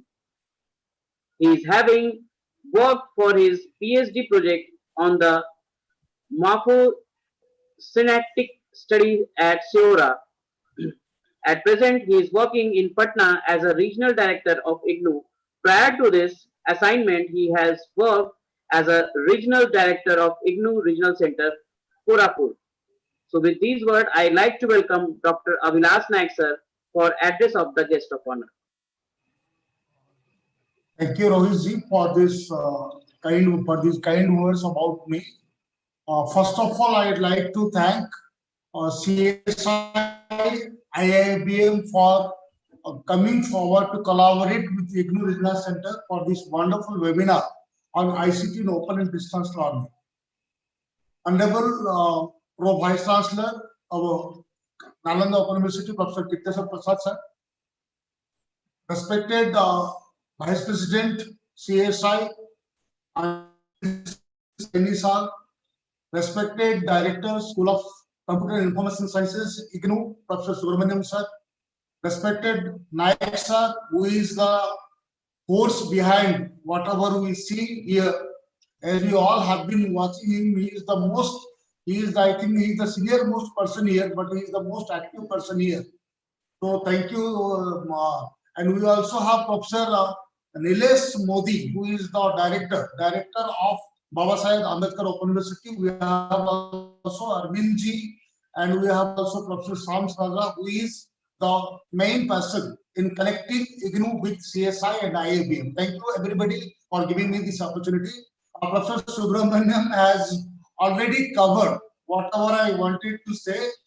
As you must have guessed, IGNOU has been very, very vibrant and active during this pandemic period. During the last 5 to 6 months, you won't believe IGNOU, I mean to say, the people at headquarters, the people at the regional centers, the academic councils, they together have organized 37,000 online counseling sessions across the country. That's a commendable thing which might have happened in open and distance learning system. In Patna only, we organized 1,250 online counseling sessions. There have been a lot of challenges while conducting these classes. We and Professor Subramaniam, I must congratulate him. I must thank him for the kind of leadership he has been taking during the pandemic period in training the professionals in IGNOU, professionals from every section of the employees, the administrative officers, the academics, the teachers, all are being trained how to deal with online education, how to give support services, how to provide teaching facility to the learners. And I am thankful to our Honorable Vice Chancellor for giving us this opportunity to be so proactive, so active during the pandemic period. And I think all of us have come to understand this, that Corona has taught us big lessons in many ways. First of all, it has blurred the distinction, the dividing line between ODL and conventional education. Earlier, what happened, people looked at ODL with a different attitude, different approach. They said only people, as Professor Kriteshwar Prasad said, people who are from rural areas, people who have no access to higher education and conventional education, they come to open and distance education. But during this pandemic, people have noticed that everybody is now going after online education at least. Open and distance education, the dual mode universities have become active, and And you must have noticed one thing that I tell in all the webinars, that is, in all the orders of Ministry of Home Affairs, one thing was very clearly written, that open and distance education will be continued. That means when the whole country, when all the universities, they were closed, when they were not able to do, decide what to do, open and distance education, online education was vibrant. There are challenges. There are challenges, as Professor Anil Saini rightly said, that in the NEP, National Education Policy, there has been focus on creation of digital infrastructure. And the digital divide that Professor Naik talked about, that is clearly visible across the country. We have to address that. Unless we make ICT accessible and affordable, we cannot dream of giving education, online education, ICT enabled education to the people, rural people in those states like Bihar, Odisha, because it is, I am quoting the Education Minister of Odisha, who said that only 34% of the learners in the school level, they could benefit from the online classes and online education being provided to the learners. What about the 66% of learners who are left out? So we'll have to address these issues, because one thing can be done in order to facilitate the extension of online education to the rural learners. We can think of facilitation centers. I urge all the open universities that we should come forward in this regard. That means our study centers, as Professor Subramaniam rightly said, we have a 3-tier system: the headquarters, the regional centers, and the study center.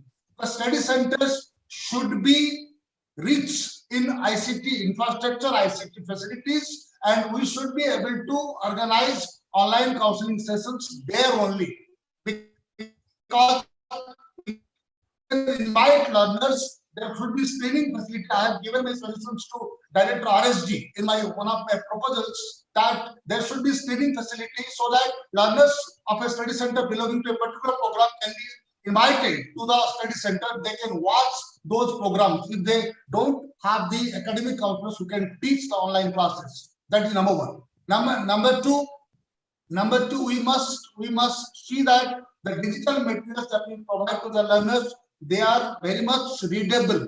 Many of the materials which are available online, they are not properly, they are very small font. And I had made a survey. I had made a survey of the learners who got benefit of online education, and in the survey I found that maximum learners, they were not compatible with the digital materials that they have been using. Number one, and internet access, that is a big challenge, and all these things are there. But as Professor Kriteshwar Prasad said, and everybody would agree, that open and distance education is going to play a big role in enhancing GER in the country, because our conventional universities, they don't have the infrastructure, they don't have the facilities to, they don't have the human resource to cater to such an increasing demand. In Patna only, let me tell you that ODL has a very good presence. Nalanda Open University, if I am correctly informed, I think it has more than 1 lakh admission every year. And in Regional Center Patna, we have more than 50,000 every year. Just imagine, take the total of Bihar. If we take all the 4 regional centers of Bihar, it comes to nearly 1 lakh. That means we have 2 lakh learners in open and distance education. I mean to say IGNOU and Nalanda Open University put together. In Patna only, in 2018, we had 39,000 learners, and this year we have 57,000. That means in 2 years only, there has been an increase of nearly 20,000. So this is a big achievement for ODL, definitely. And I can see a very bright future for ODL in the country. And as we all have been associated with ODL directly or indirectly, because I can see that only 2 people are indirectly related to open and distance learning, and the rest are with open and distance learning. I mean to say, Professor Anil Saini's Indraprastha University, I think it is a regular university. So I think, and Arvindji, Arvindji is a regular, from a regular university, but the rest of us, we all belong to open and distance learning system. So we have a very important role to play in future. Arvindji associated as a study center coordinator also, IGNOU at Lucknow. Okay, very good. Okay, thank you. Thank you, sir. Thank you. So we have a very important role to play. And one thing I would like to say with you all, Corona has taught many lessons, and I have given a suggestion to my director. 5 things that we have learned from Corona, that we learned during the Corona period, which can be carried forward or after Corona is over. Like online counseling sessions, they have been found to be very, very financially effective. Because if I organize a class for my whole region, I am required to pay only to one teacher for that particular period. But if we organize classes in 5 different study centers, we are required to pay to every teacher in every study center. That is number 1. Number 2, these meetings, coordinator meetings, orientation of academic counselors, all these things we have been doing since Corona came in. We have been doing all these things online. So we are not paying any TA, DA, anything for that. So that's a great thing that we can do. Submission, as Professor Subramaniam indicated, that can be continued even after the Corona period is over. Because many of the learners who are admitted into IGNOU, they stay outside. They send hard copies. So if they send hard copies, sometimes they are misplaced, and those learners run from here and there. So that can be continued. Even projects, submission of project and synopsis, all these things that we have been doing online, that also can be continued. There is one thing Professor Subramaniam, I think he didn't put it in his presentation, that is, IGNOU is conducting all the practical exams online now. BCA, MCA, CIT practicals are being conducted online. That means Viva Voce. Only through Viva Voce practicals are being conducted. Now there are 8 parallel sessions going on throughout the day today. My AIDs are busy with that. And DLIs, the library science practicals, they are being conducted. One was conducted yesterday, and the rest are being conducted day after tomorrow and day after tomorrow. MA Psychology, the same thing happening. We are using online for assessment also. And all these things can be used further after proper deliberations. So we must use the lessons learned from Corona and strengthen the presence and penetration of ICT in the country. Thank you very much. Namaskar. Thank you very much. Thank you very much, Naik Sahib. That's very good for your kind information. Let me tell you, we have just made the 200% justification by inviting all the honorable guests from the field of the distance and open learning, except from the top authority, Pro, Vice Chancellor, to all the keynote speaker or invited speaker and guest of honor and all these things, except Dr. A.K. Saini has joined here for presiding the session. He is the Vice President of Computer Society of India, as well as the Chairman of the Conference Committee. That's one. The second thing that, so far the importance of distance and open and distance learning is concerned, during the pandemic period, so we can tell 100% of the universities became and gone to the open and distance learning. All the universities have conducted their assignment, their other works, and their classroom teachings and all these teaching, all these things in open and distance learning mode. And I will have to mention, Symbiosis University of Applied Science is one university who has completed its session in a regular time in the month of May by conducting the examination in open mode, and all the other universities have also conducted. So now that one can consider, this pandemic has created a situation like that. Now everybody is going towards open and distance mode. And what the thing is that, and as far my knowledge is concerned, what the recommendation have been given to the UGC by the Honorable Vice Chancellor of the Indira Gandhi National Open University, even if to the regular universities also, the thrust to the open and distance learning has been given in in a bigger sharing and in a bigger, more important meeting. So definitely the future is very bright. In that respect, organization of these kinds of webinar actually are the key point and the center point of attracting the people toward the open and distance learning. Thank you very much. Thank you so much, sir. So now we will move towards our next session, that is our invited speaker session. And for that, I like to welcome Dr. Nilesh Kumar Modi. Dr. Nilesh Kumar Modi is a researcher and academician who believes in enhancement, upgradation, and innovation requires high level of competitive spirit, a will to think the best, a will to see the best, a will to take the best, and a will to give the best. Dr. Nilesh Modi is having a rich experience of around 17 years of academics and IT industry. Presently, he is working as a professor and director, School of Computer Science, controller of examinations, and NAC coordinator at Dr. Babasaheb Bhimrao Ambedkar Babasaheb Open University, Ahmedabad. He is holding doctorate in e-security, computer science and application. He is holding expertise on cybersecurity and certification on an ethical hacking. With these words, I like to welcome Dr. Nilesh Kumar Modi, sir, for invited address. Thank you, sir. Thank you, Rohit. Respected Professor Dr. Kriteshwar Prasad, sir, Honorable Pro Vice Chancellor, Nalanda Open University, Professor A.K. Nayak, sir, Immediate Past President, CSI, Professor V.V. Subramaniam, Director, SCIS, IGNU, Professor A.K. Saini, Vice President, Computer Society of India, Dr. Abhilash Nayak, Regional Director, IGNU, Professor Arvind Sarwa, RVP1 CSI, Professor Shams Raja, RVP2 CSI. Sir, Nayak sir, on a lighter note, I'd like to say that today I'm meeting my two home, as I'm connected with Computer Society of India actively, and from last 5 years I've joined Open University. So basically today I'm meeting both of my fellow family members, because very good. Thank you. Thank you. Yeah. Mr. Nilesh, what are the regional student coordinator of Computer Society of India, apart from that, chairman of one of our biggest chapter, Ahmedabad chapter of the Computer Society of India, and his contribution is very significant to the growth of the Computer Society of India.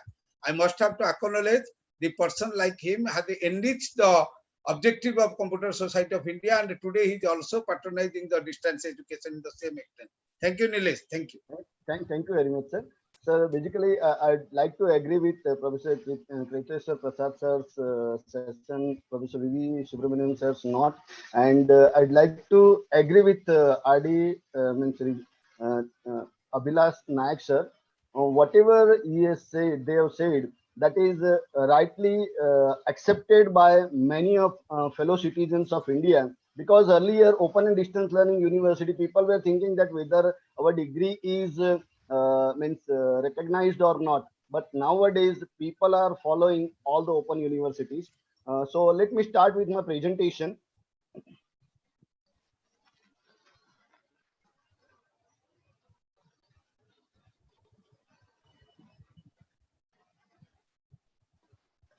So basically today I'll be speaking on transforming teaching and learning through technological innovation in open and distance learning education. And I'll be covering some of the applications and some of the technological innovations that we have carried out at Dr. Babasaheb Ambedkar Open University, Ahmedabad. So basically we believe in our Honorable Prime Minister's quote, I dream of a digital India where quality education reaches the most inaccessible corners driven by digital learning. And that is what exactly open and distance learning universities are doing. They are reaching to most inaccessible corners and most inaccessible citizens of India. So basically, information and communication technology is playing a vital role in open and distance learning to meet the requirement and exceptional expectations of the learners in a larger scale. Nowadays, technological advancement, especially in the area of ICT, allow teachers to employ various strategies that could actively engage students' interests. Because nowadays students are having a diversified interest, and they want to learn different technology, and they want to have knowledge of diversified areas. And open and distance learning universities are playing a vital role into it. And today's society is said to have entered into the age of information revolution. So 21st century has witnessed the explosion of information technology, and even after pandemic, that has blasted a lot. And nowadays, we people are doing all the things with the use of information and communication technology. So by digital revolution, technologies in computers, audiovisual devices, and communication are integrated into powerful technology information and information technology. Nowadays, global era is characterized by rapid advances in technology and expansion of knowledge. So basically, technology is nothing but a tool used in implementing our ideas and methodology in education. And with the use of ICT as various proven tools and technologies to meet the requirement of a learner at various stages of learning cycle, wise admission phase, learning phase, the evaluation phase, and finally the certification phase as a service. So now I would say that most of the open universities, they have started admitting the students through online admission portal. They are in after pandemic, post pandemic situation, they are giving teaching learning to the students through online counseling, and a lot. Even as we had a discussion in our earlier session that evaluation now has become online. So Sir, just a minute, sir. I request delegates, participants, please don't annotate on the screen. And I request Nilesh, sir, please reshare, sir, and just put one option there, which is shown to you at the top of the screen. Disable the annotators, disable the participants annotation. just a minute, Please, sir. just a minute. Okay, I did so. Yes, sir. And please continue. Sorry for that, sir. Okay, no issue.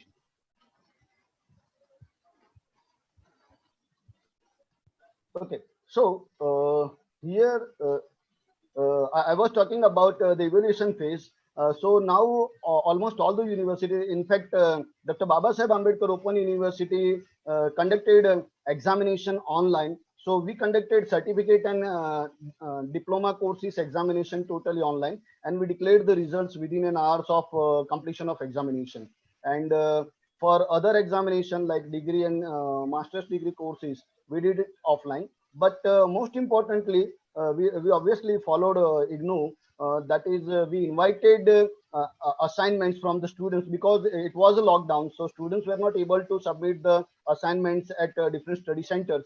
So we developed during a pandemic situation, we developed a tool, and we allowed our students to submit their assignments online, and we asked our evaluator to evaluate the assignments online. So that was a tremendous change in the open distance learning with the use of ICT.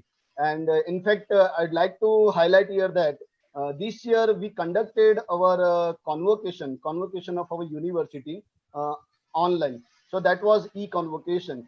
So this means ICT has enabled all the open and distance learning university to do most of the things, almost all the things online. So I would agree that some of the universities, those are conventional universities, they were finding some hurdle in continuing their activity, but open universities does not, they didn't find any of the hurdle in continuing their activity. So that was the biggest advantage of ICT into ODL. So what exactly distance learning is? So distance education denotes an educational experience where the teacher and learners are not face to face during the teaching and learning process. The word distance itself denotes separation of isolation, and hence the criteria of being isolated are given in a distance education. And distance education on demand has been a way of reaching students who are unable to attend traditional classroom-based courses. And due to increase in pressure in higher education, distance education is reality in the present world. And with the advancement in communication technology, a variety of audiovisual media, radio, television broadcast, video, text, computer, and other innovative techniques are used for effective transmission of knowledge to the learners at distance and open learning system. So let me talk about some of the definition given by some of the renowned researchers who were doing research on the distance learning. So Moore and Costley said that distance education is planned learning that normally occurs in different places, from teaching necessitating special techniques of course design, instruction, special method of communication by electronic and other media, and special organization and administrative arrangements. Uh, the call has also given some definition. Distance education, the delivery of learning or training to those who are separated mostly by time and space from those who are teaching and training. The teaching is done with a variety of mediating process used to transmit content, to provide tuition, and to conduct assessment or measure outcomes. Now let's talk about the generation of distance learning. So Nipar has said that correspondence education as the first generation model of distance education or distance learning, and multimedia distance education as the second generation model. The third generation of the distance education, also known as interactive multimedia distance education, places an emphasis on communication and learning as a social process, typically through computer mediated communication, audio graphics, or video conferencing. And finally, the fourth generation, the present generation, the emerging fourth generation of distance education, the flexible learning model, promises to combine the benefits of high quality interactive multimedia with access to increasingly extensive range of teaching learning resources and enhanced interactivity through computer mediated communication offered by connection to the internet. So this is all about how exactly the distance learning has evolved from first generation to the present one, fourth generation. Now, how exactly we people are using ICT in open and distance learning? So ICT are a potential powerful tool for extending education opportunities and formal and non-formal. It also facilitates access to experts, resource persons, researchers, professionals, mentors, business leaders, and peers all over the world. And modern technologies used in open distance learning technologies are telephone tutoring, teleconferencing, audio graphics, video conferencing, teletext and video text, e-books, the information superhighway on online databases, online discussion, call-in course on demand, satellite, talkback TV. So there are plenty of technologies or plenty of tools that nowadays number of open universities all across the globe, they are using this technology to reach to the students and to provide learning to the students. And that is a tremendous evolution in the field of open and distance learning through ICT. So what sort of infrastructure that an open distance learning university or an educational institute should require? So basically, open and distance learning system requires ICT infrastructure to provide various services effectively at different phases of student life cycle.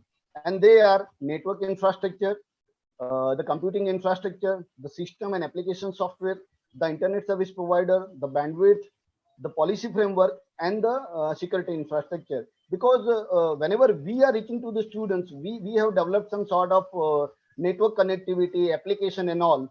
But if we do not have proper policy implementation mechanism and security infrastructure, so everything will go in vain. So that is one of the most important thing. Whenever we are nowadays we are focusing on online education, but I must say that just before few minutes, some of the person has created some annotation and he was doing some mischievous things. Okay, so how to protect our system and all the other things, how to protect our data, how to protect our communication channel, that is one of the biggest challenge that we need to think about.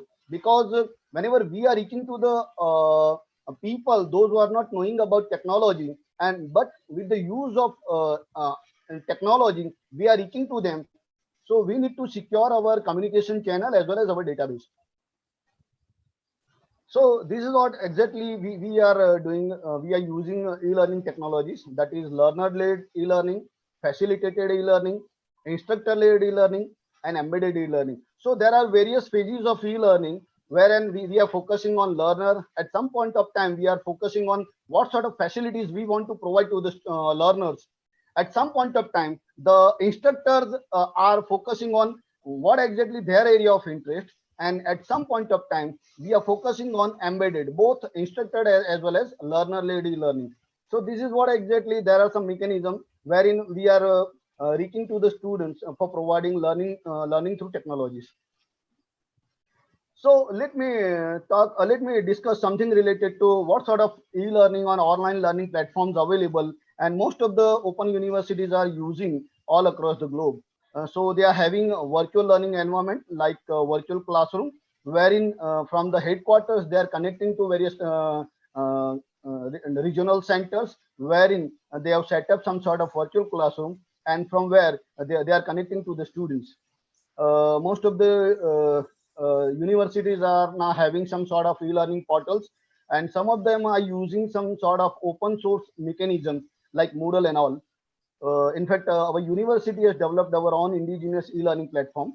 Then content management system, MOOCs. Nowadays, FOIAM and other MOOCs are available, and people are offering various courses free of cost to the learners.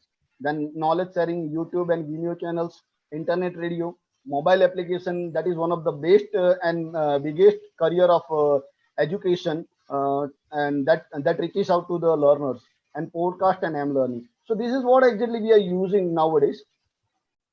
Let me talk about what exactly innovative initiatives that we implemented at Dr. Babasaheb Ambedkar Open University. So these are some of the major innovation that we have carried out at Dr. Babasaheb Ambedkar Open University with the use of information and communication technologies. Let me name the same, that is Omkari. So Open Matrix Knowledge Advancement Resources for the Empowerment. So this is our LMS, wherein we are providing students online learning under 4 quadrants. We also have applied for online courses, offering online courses through UGC DAB, but presently we are offering it free. We are not certifying the students, but we are offering learning to the students totally free of cost through this platform. We have another platform, that is Open Matrix Knowledge and Advancement Resources, wherein student can go through this particular platform, and they can read whatever they want, whatever self-learning material we are providing to the students in a physical form. The same is available in a web form, so they can go and by using some sort of Kindle or relevant tools, they can read all the books available. We are also providing e-resources, self-learning material available for download. So anybody can download whatever material, whatever self-learning material they want to download without any registration, because sharing of knowledge and sharing of resources, that is most advanced and most invited this feature available right now.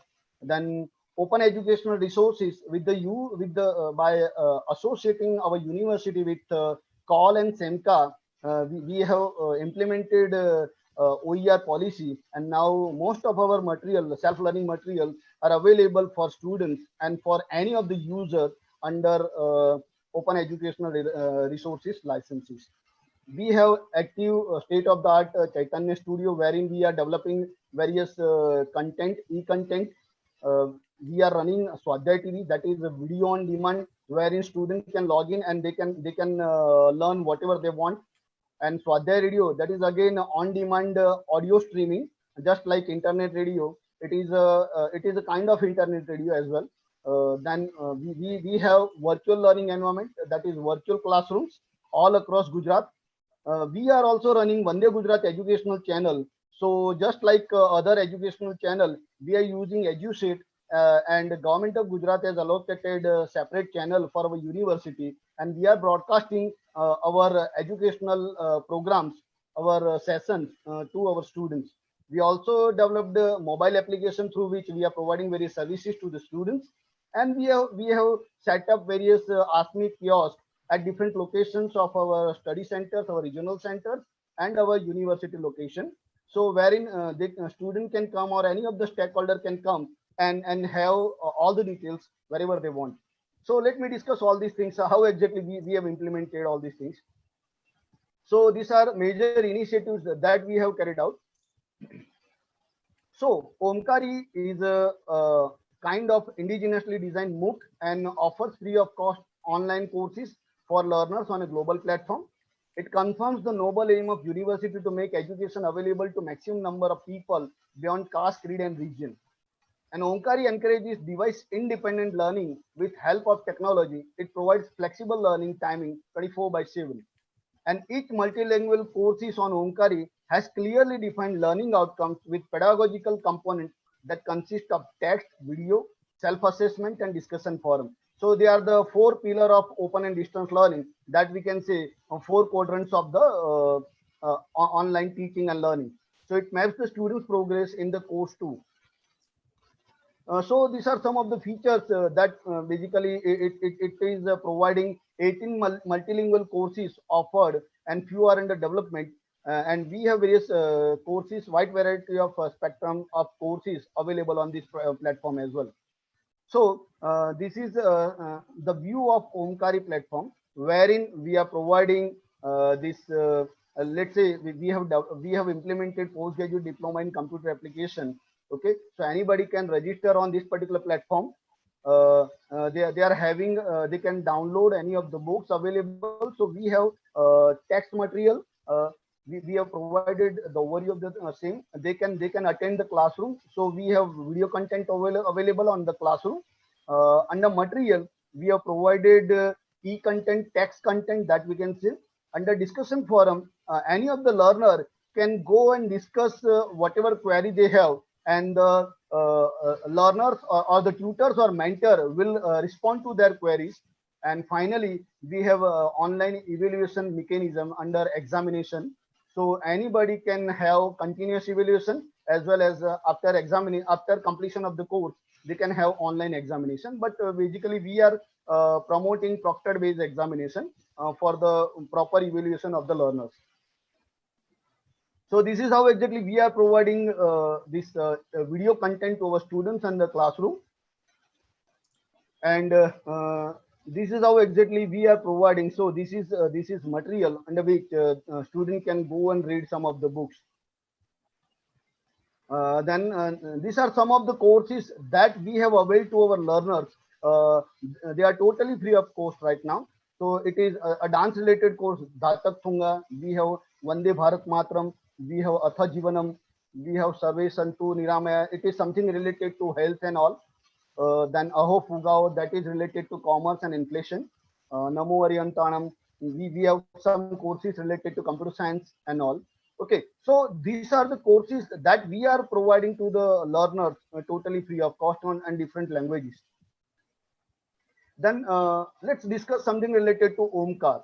So the difference between Omkari and Omkar, that Omkar is our learning management system, and Omkar it is our content management system, wherein we are providing technology enabled. It is a technology enabled domain constituting a repository of e-resources of information and knowledge, and it makes e-content accessible to millions of students and aspirants across the globe.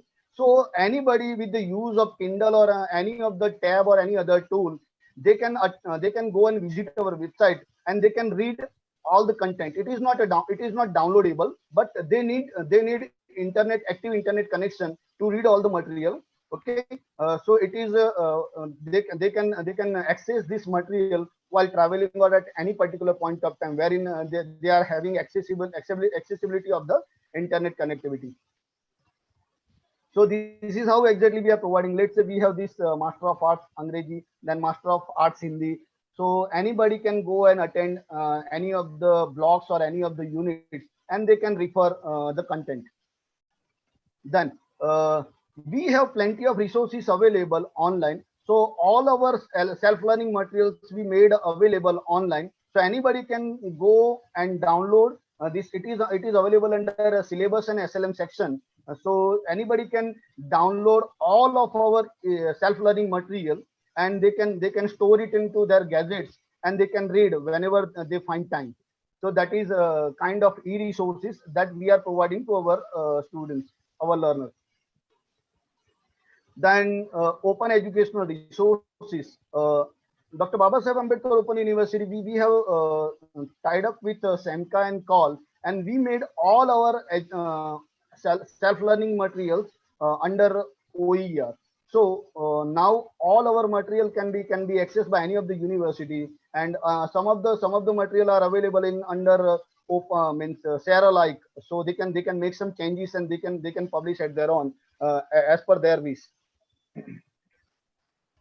Then one of the biggest thing that we have is we have our own indigenous Chaitanya studio. Chaitanya is a name that we have given to our media center.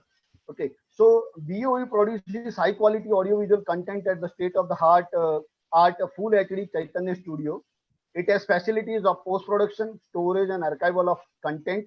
We are keeping it open from 8:30 a.m. to 7:30 for content development. And whatever content we are developing, we are publishing it onto Omkari, then Vande Gujarat Educational Channel, then Swadhyay TV and Swadhyay Radio.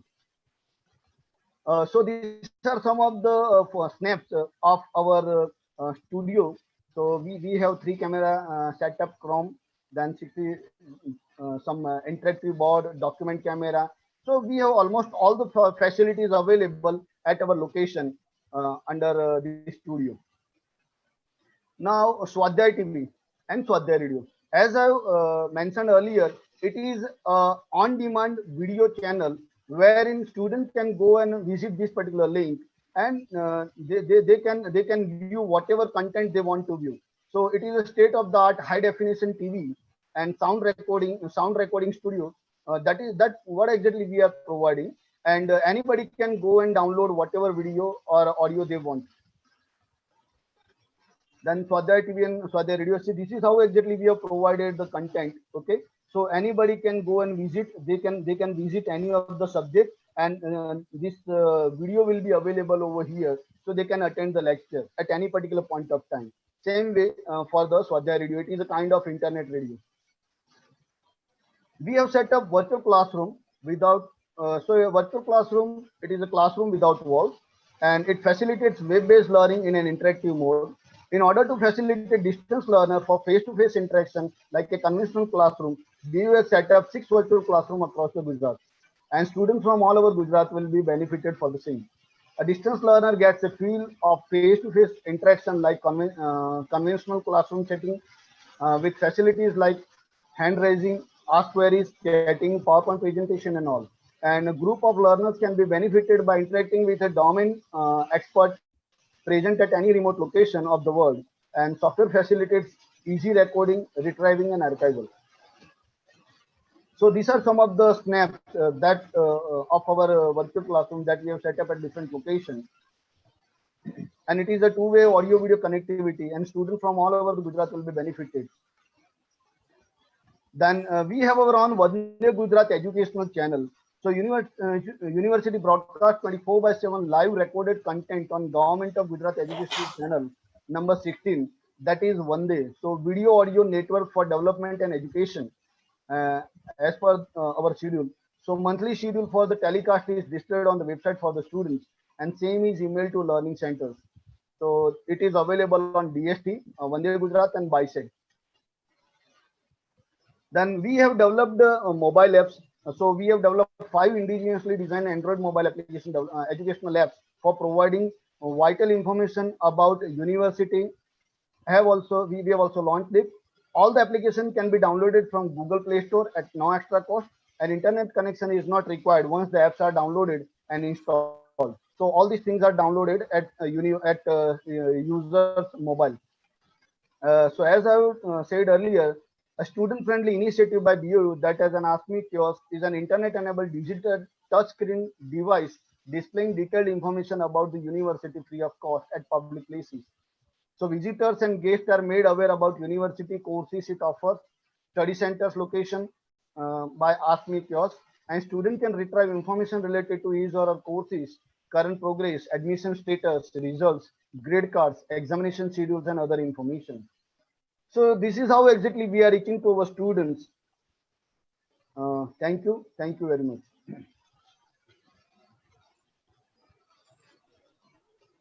Thank you so much, sir. So now we will move towards our second last section, and it's a a special address, and for that I would like to welcome Mr. Arvind Sharma sir. Mr. Arvind Sharma is the Director, Center of Education in Information Technology, Skill Improvement Development. He is a result-oriented professional with having more than 30 years of experience in teaching and general administrations. He has a skill in preparing question papers for BSc courses at Lucknow University. He is associate life member of Computer Society of India and worked as an honorary secretary of Computer Society of India, Lucknow chapter, and elected for the term of 2014-15, 15-16. Earlier acts as a member of Management Committee of Computer Society of India, Lucknow chapter for 2010, 11, 12, 13, and 13, 14.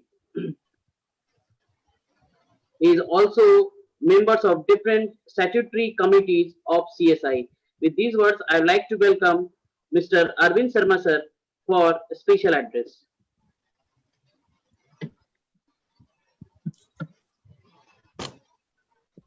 Sir, please unmute. Yeah. Yes, yes. मेरी बोलती बंद कर रखी थी आपने. Thank you. Honorable Professor Dr. Kriteshwar Prasad Sarji, the Professor, Pro Vice Chancellor of Nalanda Open University, Professor V.V. Subramaniam, Director, School of Computers and Informatic Science, IGNOU, Professor A.K. Saini, Saab, the Vice President of Computer Society of India, Dr. Abhilash Nayak ji, the Regional Director of IGNOU Regional Center Patna, Professor Nilesh Kumar Modi sir, from Dr. Baba Saheb Bhimrao Ambedkar University, Ahmedabad, the dearest of all and dear to all, Professor A.K. Nayak sir, the immediate past president of CSI, and Professor Shams Raja sir, the RVP of CSI, RVP 2, Region 2 of CSI, Professor Rohit Kumar ji, Professor Gopal Krishna ji, Professor Ganesh Pandey ji, and other dignitaries and students who are present there.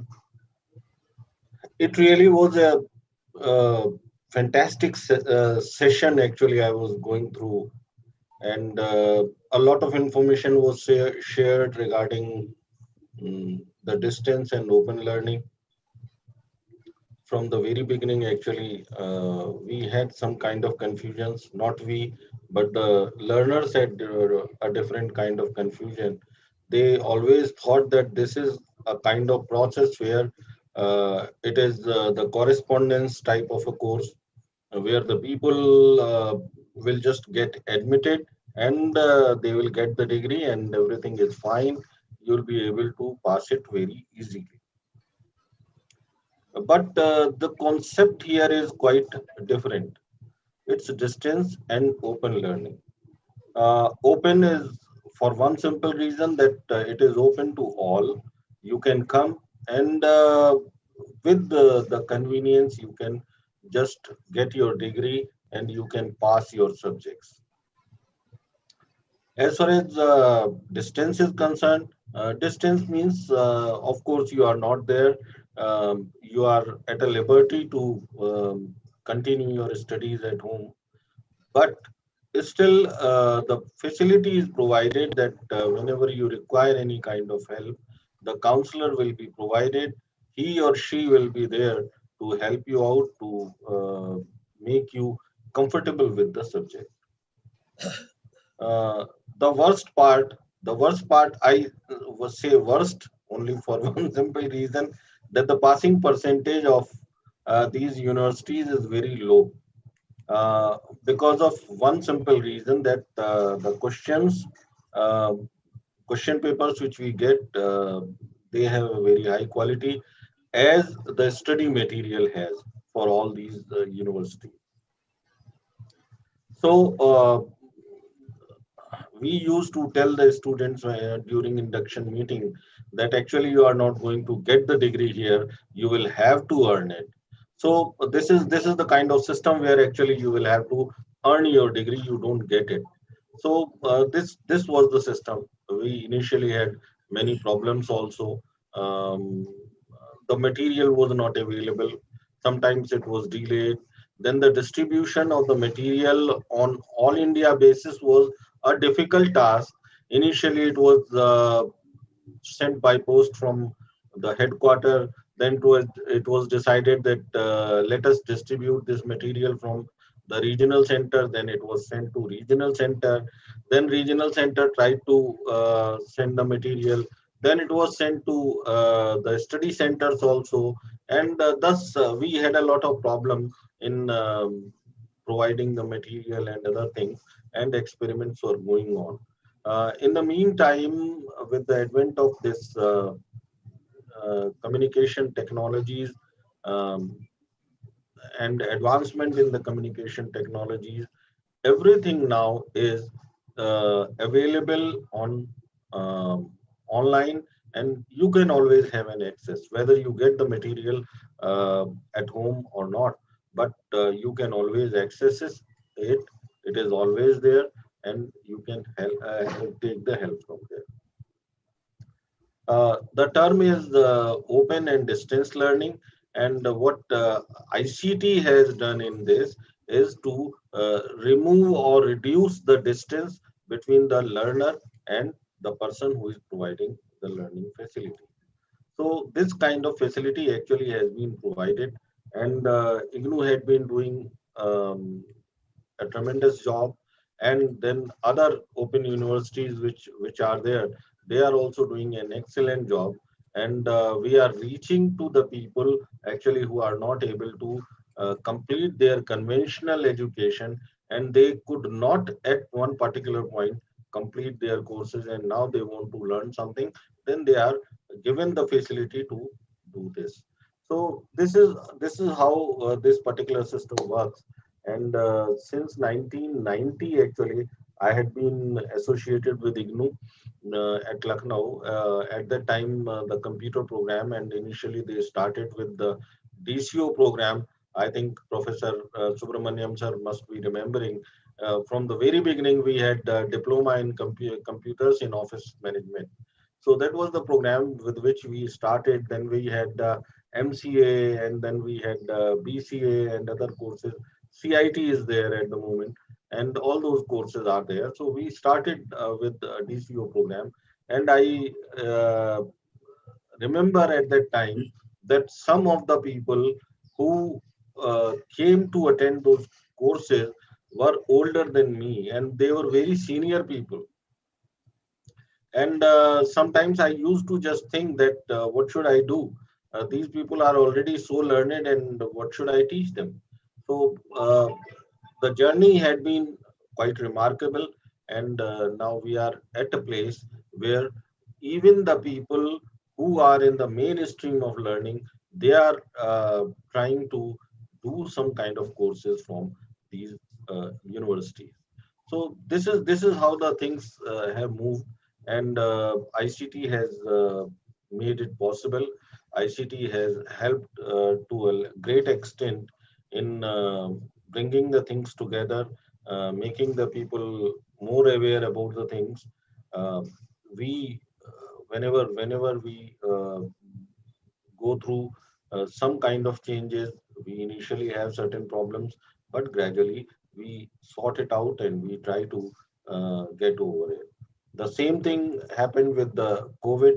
Suddenly everything was installed, everything was brought to a standstill, but then the things were moved, and then some these platforms were available like Zoom and Google Meet and other platforms. The people started using them.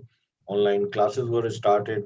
IGNOU assignment is a big part in our education system, in distance and open learning system. So those assignments were they got a system where the assignments were received online, and now the people are checking these assignments online there. Then, as Subramaniam sir said, that they designed an online question paper delivery system. That system actually is working very nicely, and daily actually we had to download a few question papers online, and that system really was working. Sometimes, of course, when you start some system, then we have certain problems at the beginning, but normally everything was stabilized. So gradually the things are getting stabilized. We are bringing the people together, and this is what actually ICT is doing with the in the context of our open and distance learning system. As far as I am concerned, I had been a part of this kind of system for a long time. I understand the problems. I understand the implications of the things, and ultimately the thing is, and or the irony is that in this distance education, this ICT is working very hard to bring the things closer to the people who are not able to come close to their teacher. So this is where we are working. This is where the ICT is helping us. So it has been a tremendous and fantastic journey throughout, and we had been a part of it, and I enjoy it. The kind of changes I see, that is excellent. And as far as I am concerned, I have been invited for some particular purpose. I'll come to that purpose now. We at Lucknow are going to have the National Convention of CSI, Computer Society of India. That is going to be held on 11th, 12th, 13th, and 14th of February 2021. And the topic of that program is digital transformation, e-readiness for self-reliance. So we shall be deliberating a lot of points about self-reliance and our e-readiness about it. I'll definitely would like most of you to see there.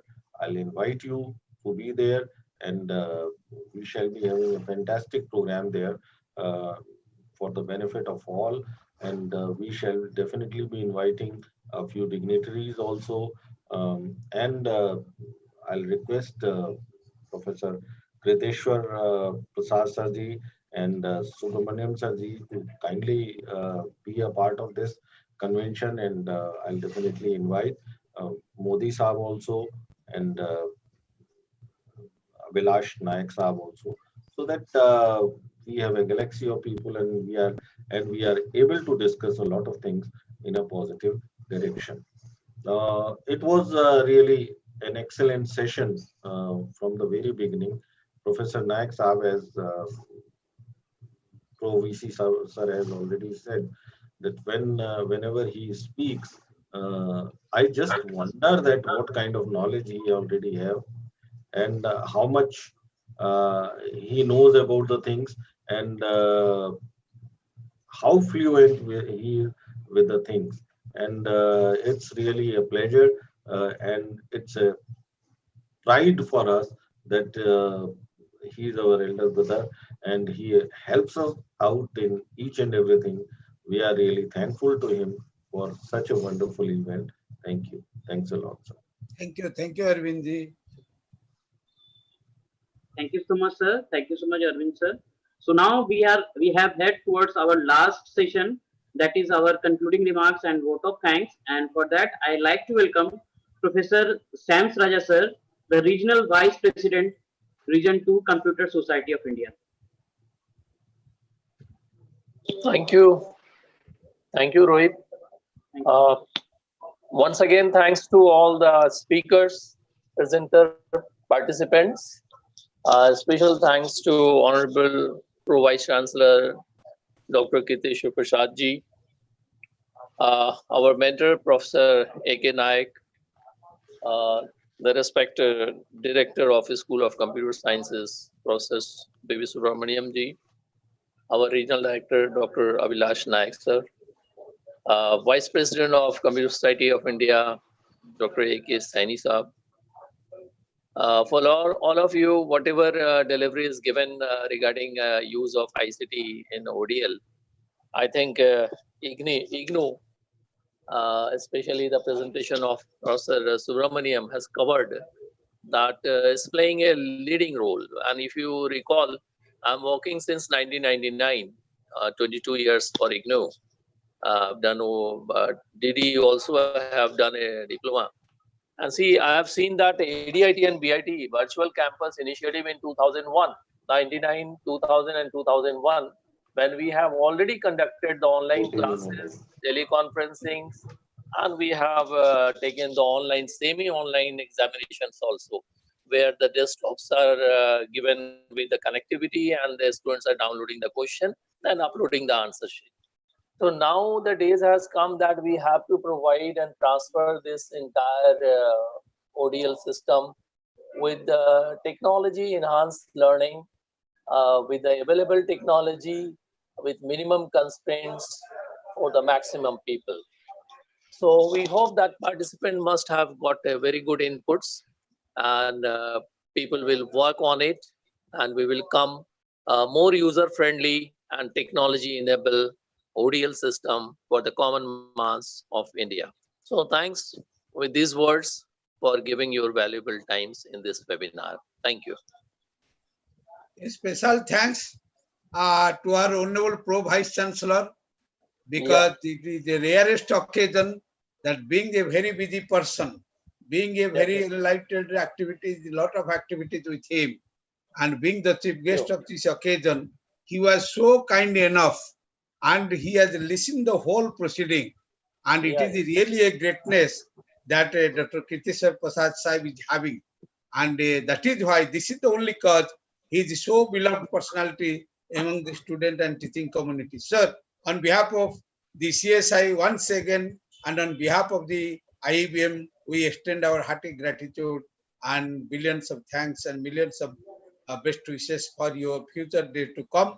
And we do believe that your dignified personality will be enlightened more and more, and you will be definitely guiding us and all the communities in the future, just like as you have guided today by your patience, presence, and your gracious presence in inaugurating this occasion. I am also thankful at the last call. Am I audible?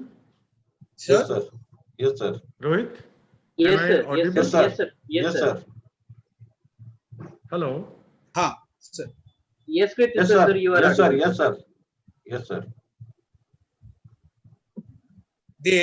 Another thing, all the fellow members and all the respected speakers, and particularly my younger brother Arvind Sarmaji, and my very beloved student who always designate me as the mentor, and Professor Shams Raja, who had been the regional vice president.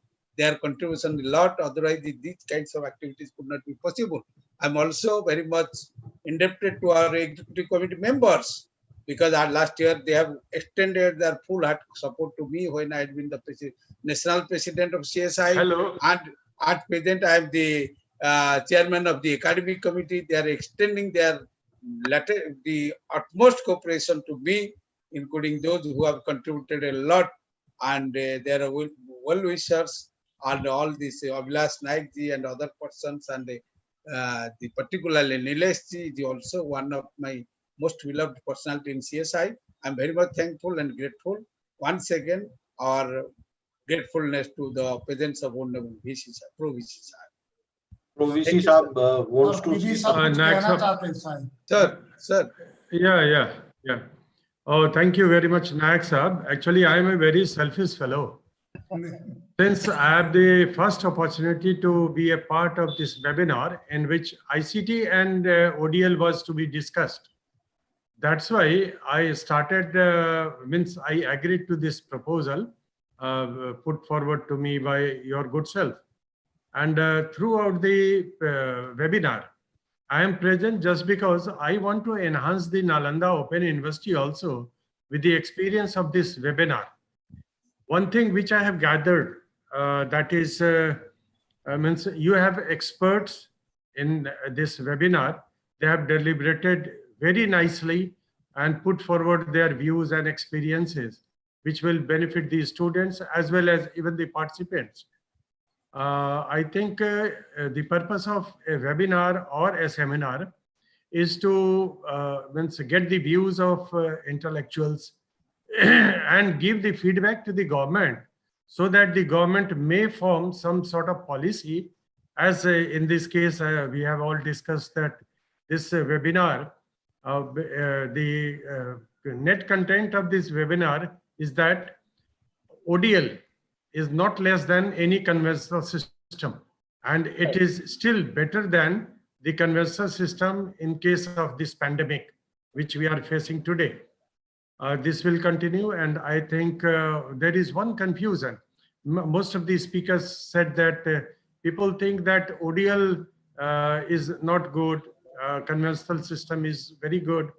It is cost effective. ODL is cost effective, labor effective, and recently UGC has also issued letter in which they have said that the degree awarded by ODL universities is equivalent to the conventional universities degrees. So that is very important for the students. They should not be confused about the authenticity of the degree provided by the ODL universities. So that's all. And thank you very much for inviting me in this webinar. I would love to be a part of any webinar or seminar you would be, or any of the participants would continue, or they will convene the webinar. I would love to be a part of it. Thank you very much. Thank and you very congratulations, much, congratulations Thank on you the very much, successful sir. completion. Thank you very much, sir. I can also assure you that any kinds of ICT related help or any kinds of momentum that you want in automating the things, my CSI team, as the former president as well as chairman of the academic committee of CSI, I assure you, any time if any need is required by your esteemed university, and my team members will be definitely come forward and to contribute even may not be significantly, but little for your best endeavor. Thank you, sir. No, that is your greatness that you are saying that it might not be significant, but I think any contribution is significant in the institution built up. Thank you very much. Thank you, and namaskar to everybody. Namaskar. Thank you, sir. Hope to see you again. Thank you. Thank you, sir. Thank you, sir. Next up, I am having one proposal. Yeah. Yes. Next up, basically in Computer Society of India, we are targeting conventional universities and engineering colleges and computer application colleges. But basically, we should make an amendment in our constitution, and we should encourage open universities as well to become the member of Computer Society of India. That's a very nice proposal. We don't have any restriction. We are having very open, and perhaps we are having the discussion. As the chairman of academic committee, I am going to sign an agreement MOU with your university also. Yes, you are taking up that project, na?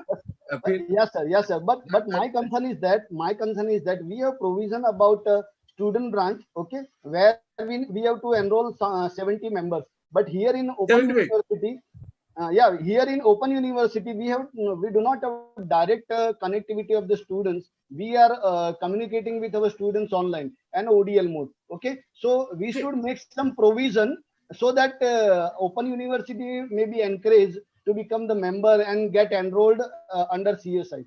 Nilesh, you are the right person. I will tell you, and you are a very active member of Computer Society of India. You had been the regional student coordinator in charge of Gujarat and Madhya Pradesh and Rajasthan, and you did a lot of things when you had been the chairman of the Allahabad chapter. I suggest you come with a proposal of forming a special interest group in CSI, ICT in ODL, so that, and you are very competent person in that because you are associated with CSI as well as the Open University, and we can have a special interest group under the CSI and to look after the how our connectivity will be more and more with the open and distance learning universities. Sure, okay. Sir. I'll work on it. Sure, sir. Okay, sir. Thank you very much, sir. Kiteshwar Sahib, thank you, बहुत धन्यवाद. Okay, thank you, sir. Thank you very much, and all the best for the upcoming festival season. ठीक sir, thank you. Thank you, sir. Thank you. Bye. Thank you so much, all of you. Thank you so much. Happy Navratri to all of you. Okay.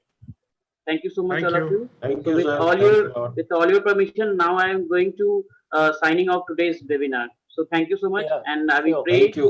pray for a grand success of this